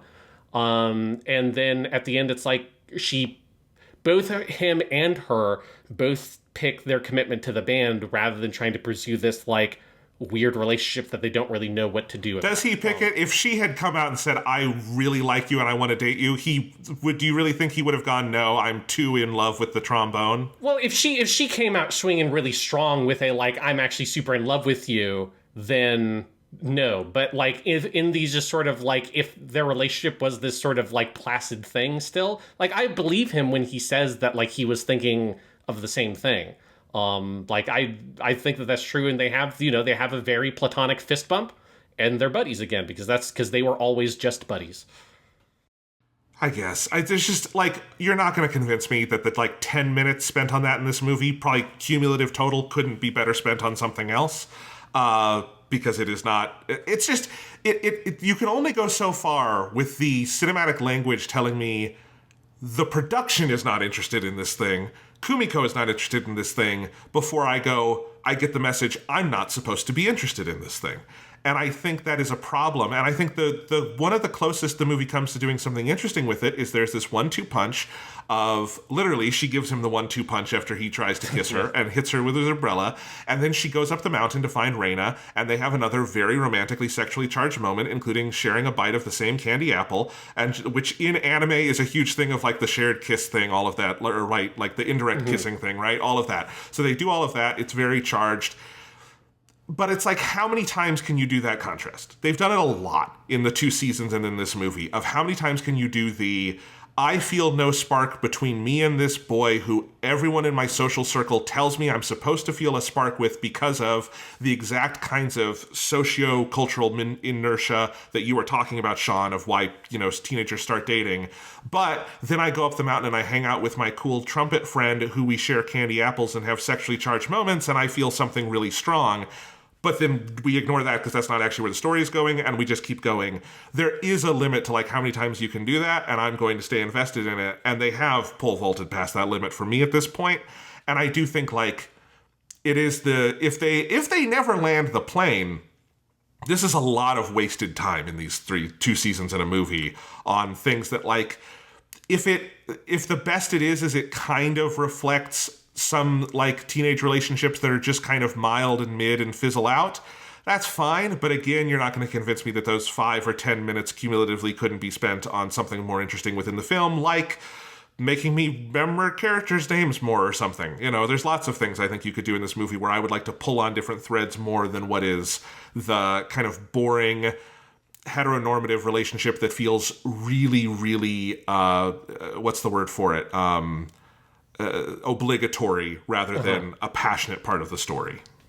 Yeah, and I don't want to defend this too much because it is I think it's probably the weakest part of the movie to me. But I do think there is valuable thematic material there. It's maybe not thematic material that has evolved enough to justify the amount of runtime it has in this one film. I think I definitely agree with your criticism there. If this was a thing that was spread out across multiple episodes of a season of a TV show, I think it would be less sort of thorny here. But there is it's not wasted time. There is legitimate thematic work happening here with that intersection, right? Of between who are you as a student, who are you as an artist? Who you are as an artist is climbing up that hill and sharing a candied apple with Reina, who represents this sort of passion for music. As she plays trumpet on the hill. Being a student is going with your boyfriend to the Agata fucking festival with everybody else and, eating takoyaki and shooting, the targets or whatever, which is what everybody else is doing down there. You have it's the same thing from season 1. You have the same sort of montage showing all the characters down in the festival doing all that stuff. So it's there is thematic work going on there. It is Kumiko sort of looking at these 2 different paths of who she is as a person, and she is picking the path of I want to commit to me being a musician and the work there, and let the sort of compulsive heteronormative dating thing, put that on the back burner. And I think that works fine, but it is definitely the weakest part of the film to me. And again, I just want to say, when you get to the Reina scene on the top, and you can do this by counting the screenshots you've taken of it. I do think the movie is directorially engaged for me in a way it is not in a lot of the other parts of the movie. That scene is ludicrously gorgeous. The amount of detail put into the candied apple, how textural and tactile it is. It is about physicality. It is about connection. There is my single favorite shot in this movie, which is the shot of Reina's water bottle lovingly drawn with the reflections of the city. It is literally this framed from the position of the bench through the water bottle, seeing the water come through it. It is all these tactile signifiers. Reina is dressed up like she was going on a 3rd anniversary date. There's all these signs. I know there's probably people listening who are man, Jonathan keeps going on about this thing that, if we're just talking about the Wikipedia plot summary, wouldn't even be on there. And I'm yeah, because KyoAni really cares about it, and you can tell in the direction and in what they give you. And this is where, if they eventually land the plane in an interesting way here, great. If they don't, it's a lot of kind of annoying queer baiting, and that's where I get annoyed with it. So, yeah. Yeah, I think for me, I like what it does on a thematic level for Kumiko in terms of representing this relationship to music, which is what Reina does for her so much. But yeah, on the more real embodied, is this a romantic relationship, is this a sexual relationship, and playing with that dynamic, that stuff has gotten very, as you say, they have done this thing too many times for us to keep on sort of running on that little wheel. They don't have to put Reina in the outfit she is in that scene if they don't want you to have these thoughts, right?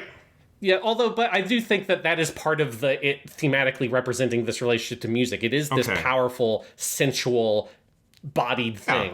Yeah. But it's been there from the beginning. I think it is a really super conscious thing that, yes, it is music and it is identity and it is also sex and eroticism, which was just, name dropped in that episode in season 1. This is not us inventing any of this. Yes, but that all that exists in a musical context, I think, within like Kumiko's person, right? Yeah, they're going to the wheel too many times. That being said, it is the like best directed, most like on its own as a scene, the most compelling scene in the movie. I do love when you go back and look at it again, where there are lots of like shots when Kumiko is with Shuichi of the candied apples that she has in her other hand, which when you first see them, you think you just assume, oh, they're going to eat those together. And then the realization of, no, she bought those to go have them with fucking Reina is the most like, dude, she's not that much into you thing I've ever seen, where like literally is like Reina is on the date with them. She's holding hands with Shuichi, yes. Who else is she holding hands with? Reina, because that is her other hand is holding the candied apples the entire time. It's also I find that amusing. She's got the candied apples down by her side, upside down, and they are in their packaging, and they're not very luminescent yet. They're kind of dull looking. And then when she gets up there on the hill with Reina, she pulls them out of the packaging. They are now upright. They are near their mouths. This is very Freudian. And they are shining and sparkling and dancing in the moonlight, and they look beautiful. Again, none of this is accidental. It's animation. It literally is impossible for any of it to be accidental. Yes. There is definitely, it's a whole thing. Yeah. So anyway, just keeping that in mind. Another scene I will say that is very well directed and is the most, if I'm looking at the unit directors, I'm just going to guess this is the part that Kitanohara Noriyuki directed, is where she's with Kanade at the restaurant and they are eating and she's having like the quiche or something, or maybe it's like a lasagna. It's hard to tell in the picture. One little detail here is that it's a spicy dish, and Kanade is like, Kanade can't quite eat it. It's like one of like many things throughout the movie of her like trying to act like she's an adult, even though she's not. And so it's like she's trying to order this sort of like a fancy spicy food, but she can't really do it. So eventually she gets just like some like cake treats instead. Yeah, but it is our requisite. This looks like a scene out of The Melancholy of Haruki Suzumiya, where it is all these like interesting camera angles throughout the restaurant as our time marker for how the conversation progresses is how much of the dish Kumiko has eaten. That is just a classically KyoAni scene. Yes, and I think, if I had to guess, I would also say that feels like a Kitanohara one, because there's no shot of anyone staring at their own reflection in the glass of melon soda. If that was there, you're like, oh, Takimoto handled that one. Yes. But yes. That's a great scene, right? That's like where all this kind of starts to come out a little bit with like Kanade. Then she starts to sort of like dancing around this whole thing with the competition and the auditions, and her being very frustrated with Natsuki Senpai because Natsuki Senpai is like super cool and is like the coolest person at the school and doesn't care about seniority stuff and is totally like comfortable asking someone younger than her for help. But that throws Kanade for a loop. On the note of Natsuki Senpai being the coolest fucking person at the whole school, there's a fucking nuclear bomb revelation at the beginning of this film, which is she doesn't just play euphonium, she plays the fucking electric guitar. Because when they're up, their band is up playing the thing, like the band did at the beginning of season 1, and they're on the stairs to promote the band. You've got her up at the top on electric guitar with one of the cymbals girl is on the rock drum set. I'm like, could this girl get any fucking cooler? Are you kidding me? She also fucking shreds on guitar. Like, why is she even in concert band? She should go fucking join the light music club, find a Yui-like figure in a Mio and stuff, and just like, that's the world she should be in, because God, this girl is fucking rock as shit. It's so good. You are very correct, and I do feel like there is a spin-off coming, because you also have, in that scene, Midori playing the electric bass. Yes. And I think those two need to go off into a KO-style spin-off. Maybe that's their season 3 journey, and we just haven't seen it yet. Is they're like, you know what? Way too much drama in this fucking concert band. You guys are all lunatics. We're going to go off and have fun in our KO-style environment. Yes. Yeah, I would watch that. I would also watch them continuing to be in the concert band because they are adorable. Let's see. Do you want to talk about, quickly, we haven't mentioned some of the voice actors for actually our major new characters yet. So we probably want to, especially Kanade, talk about them. Yeah, so we have Kanade Hisaishi, our sort of new foil for Kumiko, right? And she is voiced by Amamiya Sora, who is a great voice actress, one of like the very popular voice actresses of the day. People would know her most probably as Aqua from Konosuba. also very big on our podcast. We did a whole podcast on Persona 5 The Royal. She is Kasumi, the new character that was added to the Royal version. She's also Chizuru in the Rent a Girlfriend series. She is Toka on Tokyo Ghoul. She's in like a whole shit ton of stuff. And specifically, her role as Kasumi in Persona 5 The Royal, like I feel like there's a lot of synergy there, particularly with like where that character goes and the kind of twist around that character. But there, between that character and Kanade, where I think Amamiya Sora is really good at this kind of character like Kanade, where she doesn't stand out a huge amount. I've mentioned this on the Persona 5 Royal podcast, but she's the kind of voice actress where her voice is not so distinctive like a Hanazawa Kana or someone like that, where like as soon as you hear it, it has such a unique quality that it just stands out as being a like anime voice, which is great in its own regard. Amamiya Sora she sounds a bit more normal. She sounds a bit more plain most of the time. Obviously, Aqua is like a pretty fucking crazy character. But in most of her roles, she has that quality. But I think she's very good at intimating this kind of darker side. And so all the scenes with Kanade where she is just sort of, particularly in the first half, poking and prodding around Kumiko, trying to kind of navigate this relationship, and you feel her trying to play the social dynamics of the room, and she's trying to build up those walls and those defenses, and she locks onto Kumiko very early on, right? I mean, it's like one of the first scenes in the movie is Kumiko practicing the euphonium in the room alone, and then Kanade walks in, and she identifies, okay, Kumiko is this person I can use as like a shield or like an umbrella, this like senpai I can lash myself onto. I can kind of use her and manipulate her. And I think she sees, because Kumiko is kind of like this weird, introverted, kind of slightly gloomy person sometimes, I think she thinks that Kumiko is a lot more like Kanade than Kumiko actually is. In fact, I'm willing to bet that Kumiko was a lot like Kanade in middle school before her big Reina kind of transformation, before she tried to change her direction in life. And so I think that darkness, that little manipulation, those little things that she does in the first third where you're not totally sure what's up with the character, I think Amamiya Sora does like a really, really good job at that and the little manipulations that character does. And then that obviously turns into her being like a much more kind of earnest person in the last third of the movie. But there's still those little elements like her teasing Kumiko about her relationship with Shuichi and all that kind of stuff. There's a fun sort of little teasing back and forth between the two characters. I just feel like Amamiya Sora does a good job at giving us that full scope of this weird, secretive kind of character that you're trying to slowly kind of peel off and kind of get under the skin of, like, what is this girl's deal? Because she is a little fucking drama queen ball of anxiety, and like, where the fuck is all this coming from? And I think it's just a really well done character. Absolutely. And I very much liked the performance. That's whatever problems I have with the movie. Obviously, all the actors are great.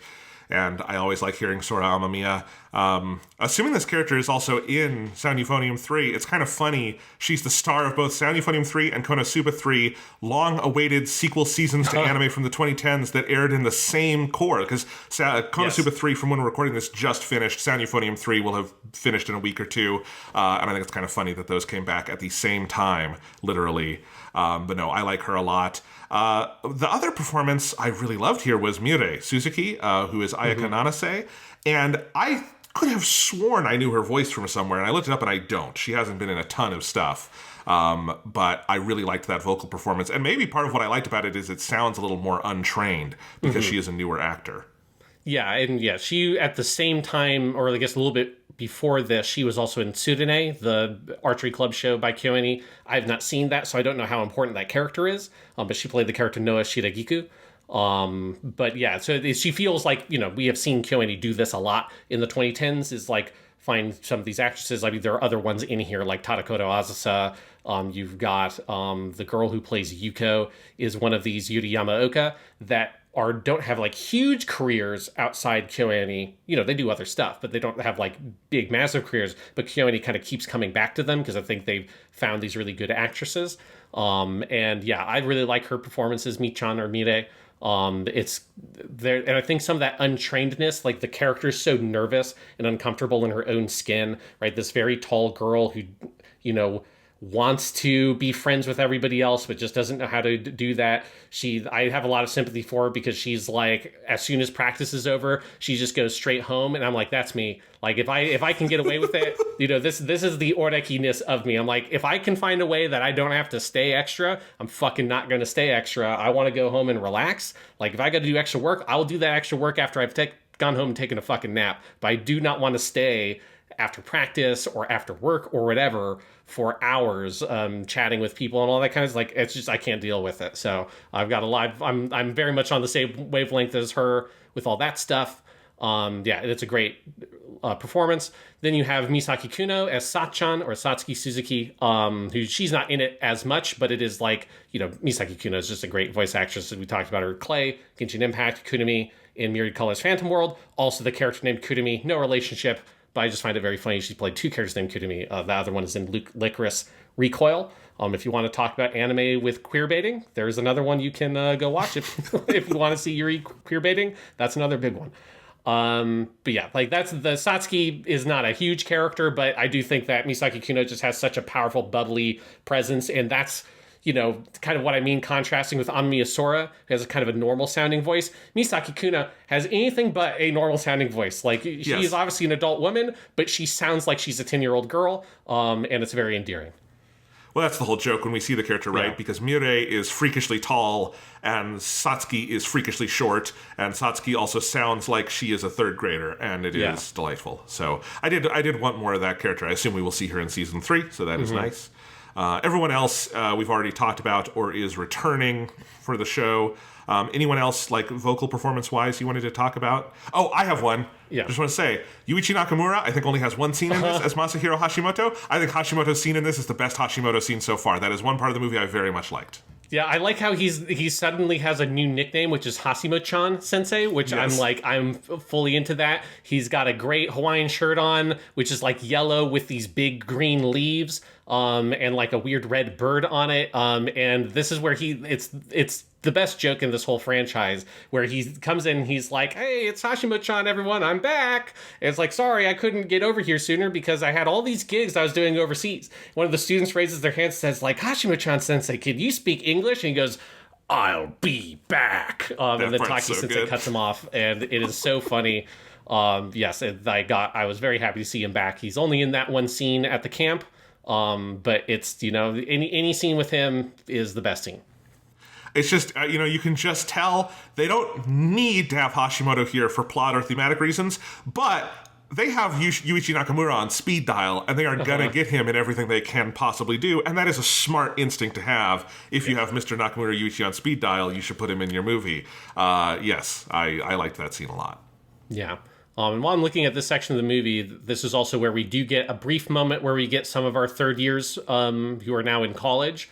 They come back, right? So you have Kaori comes back with the club president. This is where you do get a really great moment where you get to kind of see how all our characters who we knew from season 1, they kind of go back to their slightly more kind of submissive selves as soon as their like old senpai are back. And so you've got Yuko just like turns on the like Kaori fan switch. It's like, oh my god, Kaori senpai, I can't believe you're here, you're such an angel. But you've got this one girl in braids and glasses who is a first year student behind her, and she's just like has this totally shocked, bewildered look on her face. She's like, what, club president? Like, she's never seen Yuko in this weird mode, because to her, Yuko is the club president. And then, of course, you also have Asuka senpai come back. She gives a postcard to Kumiko that presumably has her address on it. So I assume that's going to come up at some point because she calls it the magic ticket. But it is a great little moment where you get to see it kind of reinforce that passage of time, how this role of like the different years you are in school, how that you grow and evolve and change as you go up that. But then the way that as soon as these girls come back, everybody kind of reverts to the way they were in season 1. And that's such a true moment, right? Everyone has had moments like that, whether it's related to high school or other things, where you've had this person you knew so well in one context. This is like the Bluebird coming back and visiting Liz again. And like seeing how that relationship has changed and everything. I really loved that scene in that moment. Yeah, it's a good scene.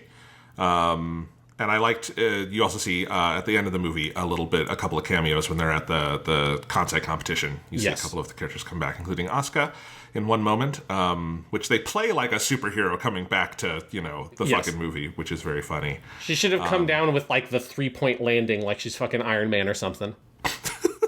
Superhero landing, yes. Yes.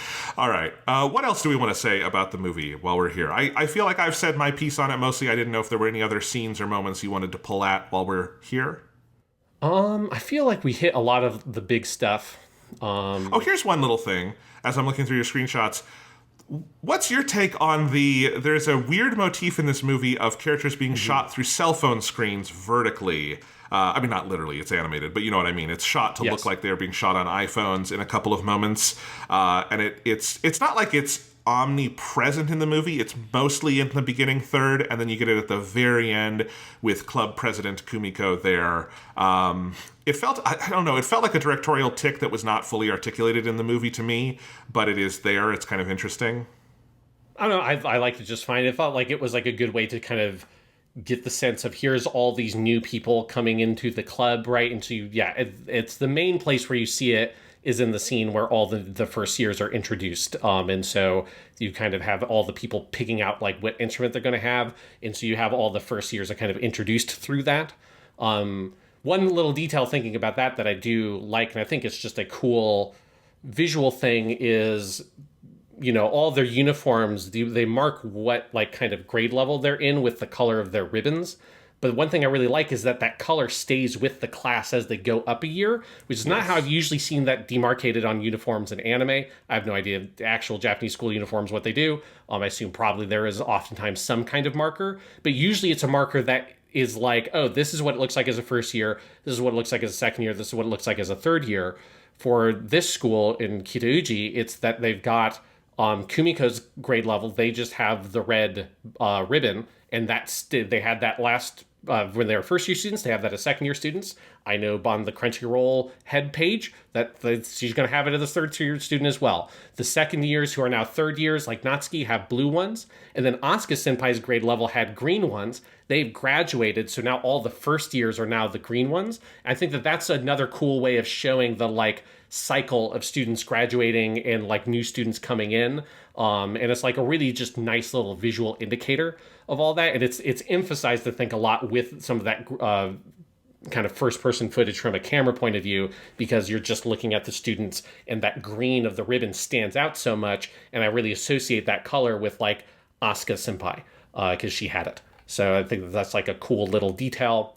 But yeah, like I don't have like a huge amount to say about the cell phone footage thing. I just thought it was like a neat little thing to help you get introduced to the different students, so that way they can then have it as a framing device that comes back at the end of the film.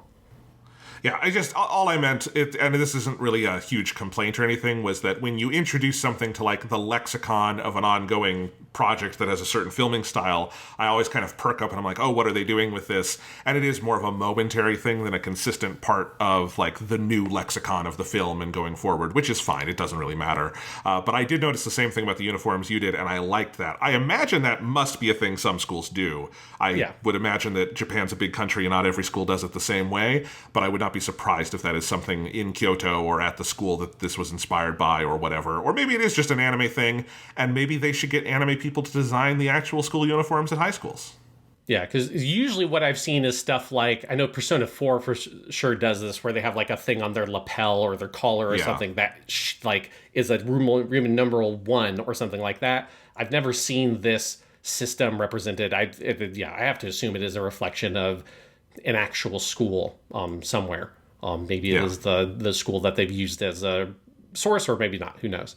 But that's cool. One other thing that I want to point out, this is kind of in that early section of the movie. One place where I definitely felt a lot of sympathy and connection to Kumiko is there's multiple moments in the first half of the movie where she's dealing with some bullshit that Kanade is doing, like her intentionally saying Motomu's surname and kind of pissing him off and all that stuff. And then you just get this harsh cut to her at the train station, and she's just like, oh my God, dealing with these freshmen is such a pain in the ass. And as a person who is a teacher at a school that only teaches fucking freshmen, I'm like, yes, Yes, they are. It's like if I had anybody else in my English department who was born in the same decade as me, I maybe would have taken a screenshot of that and shared it on my teacher group chat. Unfortunately, all of them are too old to be into anime. But I was like, I saw that screen of like Kumiko with this incredibly exasperated expression, and the subtitle just saying it's like, I can't deal with these freshmen anymore, I think is what it translated as. I was like, yep, this is and you just get a couple moments like that as Kanade is just pushing those buttons. She's just being this little annoying little fucker. She's being this little gremlin, the way that 14-year-olds can be these little gremlins and start up all this goddamn drama. And just her trying to unpack that at the train station, I thought was very good. Well, technically, Sean, she'd be 15 because a freshman, they're using the terminology wrong here because this would be your second year of high school. I'm sorry, I'm not really trying to nitpick you, but... Yes, I'm just relating it to my own personal experience. I know. Because the subtitles here do... Yes, the subtitles here do the thing that I do not like when subtitles do of calling first years fresh, which is wrong. They're not freshmen, they're first years. That it doesn't correlate. We have 4 words, they have 3 years. You can't do this. It's really confusing if you know the Japanese school system, but it's like in Persona 3 where I was when I first played that game and I didn't know that much about Japanese high schools. It was well before I learned Japanese, or like maybe a year before I learned Japanese. Yeah. I was like, why are they... So it's like, so you're telling me you've got seniors, you've got freshmen, you've got sophomores, where are all the juniors? And it's like there's just one school like grade level that just mysteriously didn't exist. And it was like, oh, it's because it's only last 3 years. Well, that's a problem if you're trying to translate that.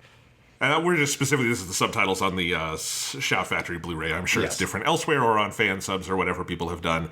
Anyway, we're talking about the subtitle nomenclature. We're clearly done with this podcast.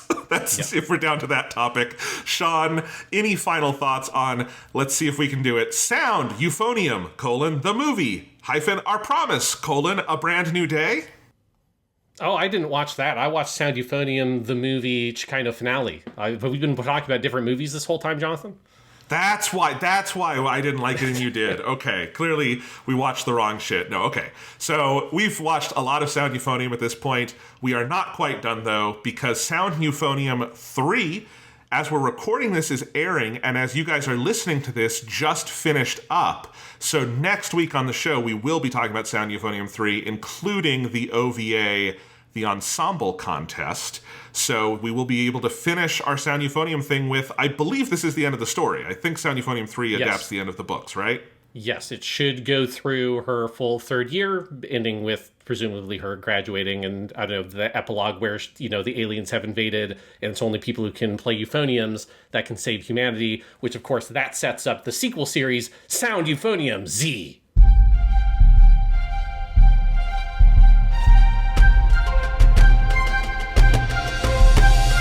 愛しているだが君が一番大切だから夫婦としてダメだのってあなた言った自分にできないことをそれで自分に言い聞かせ続けるあなたは未来が叶うことだけを保証する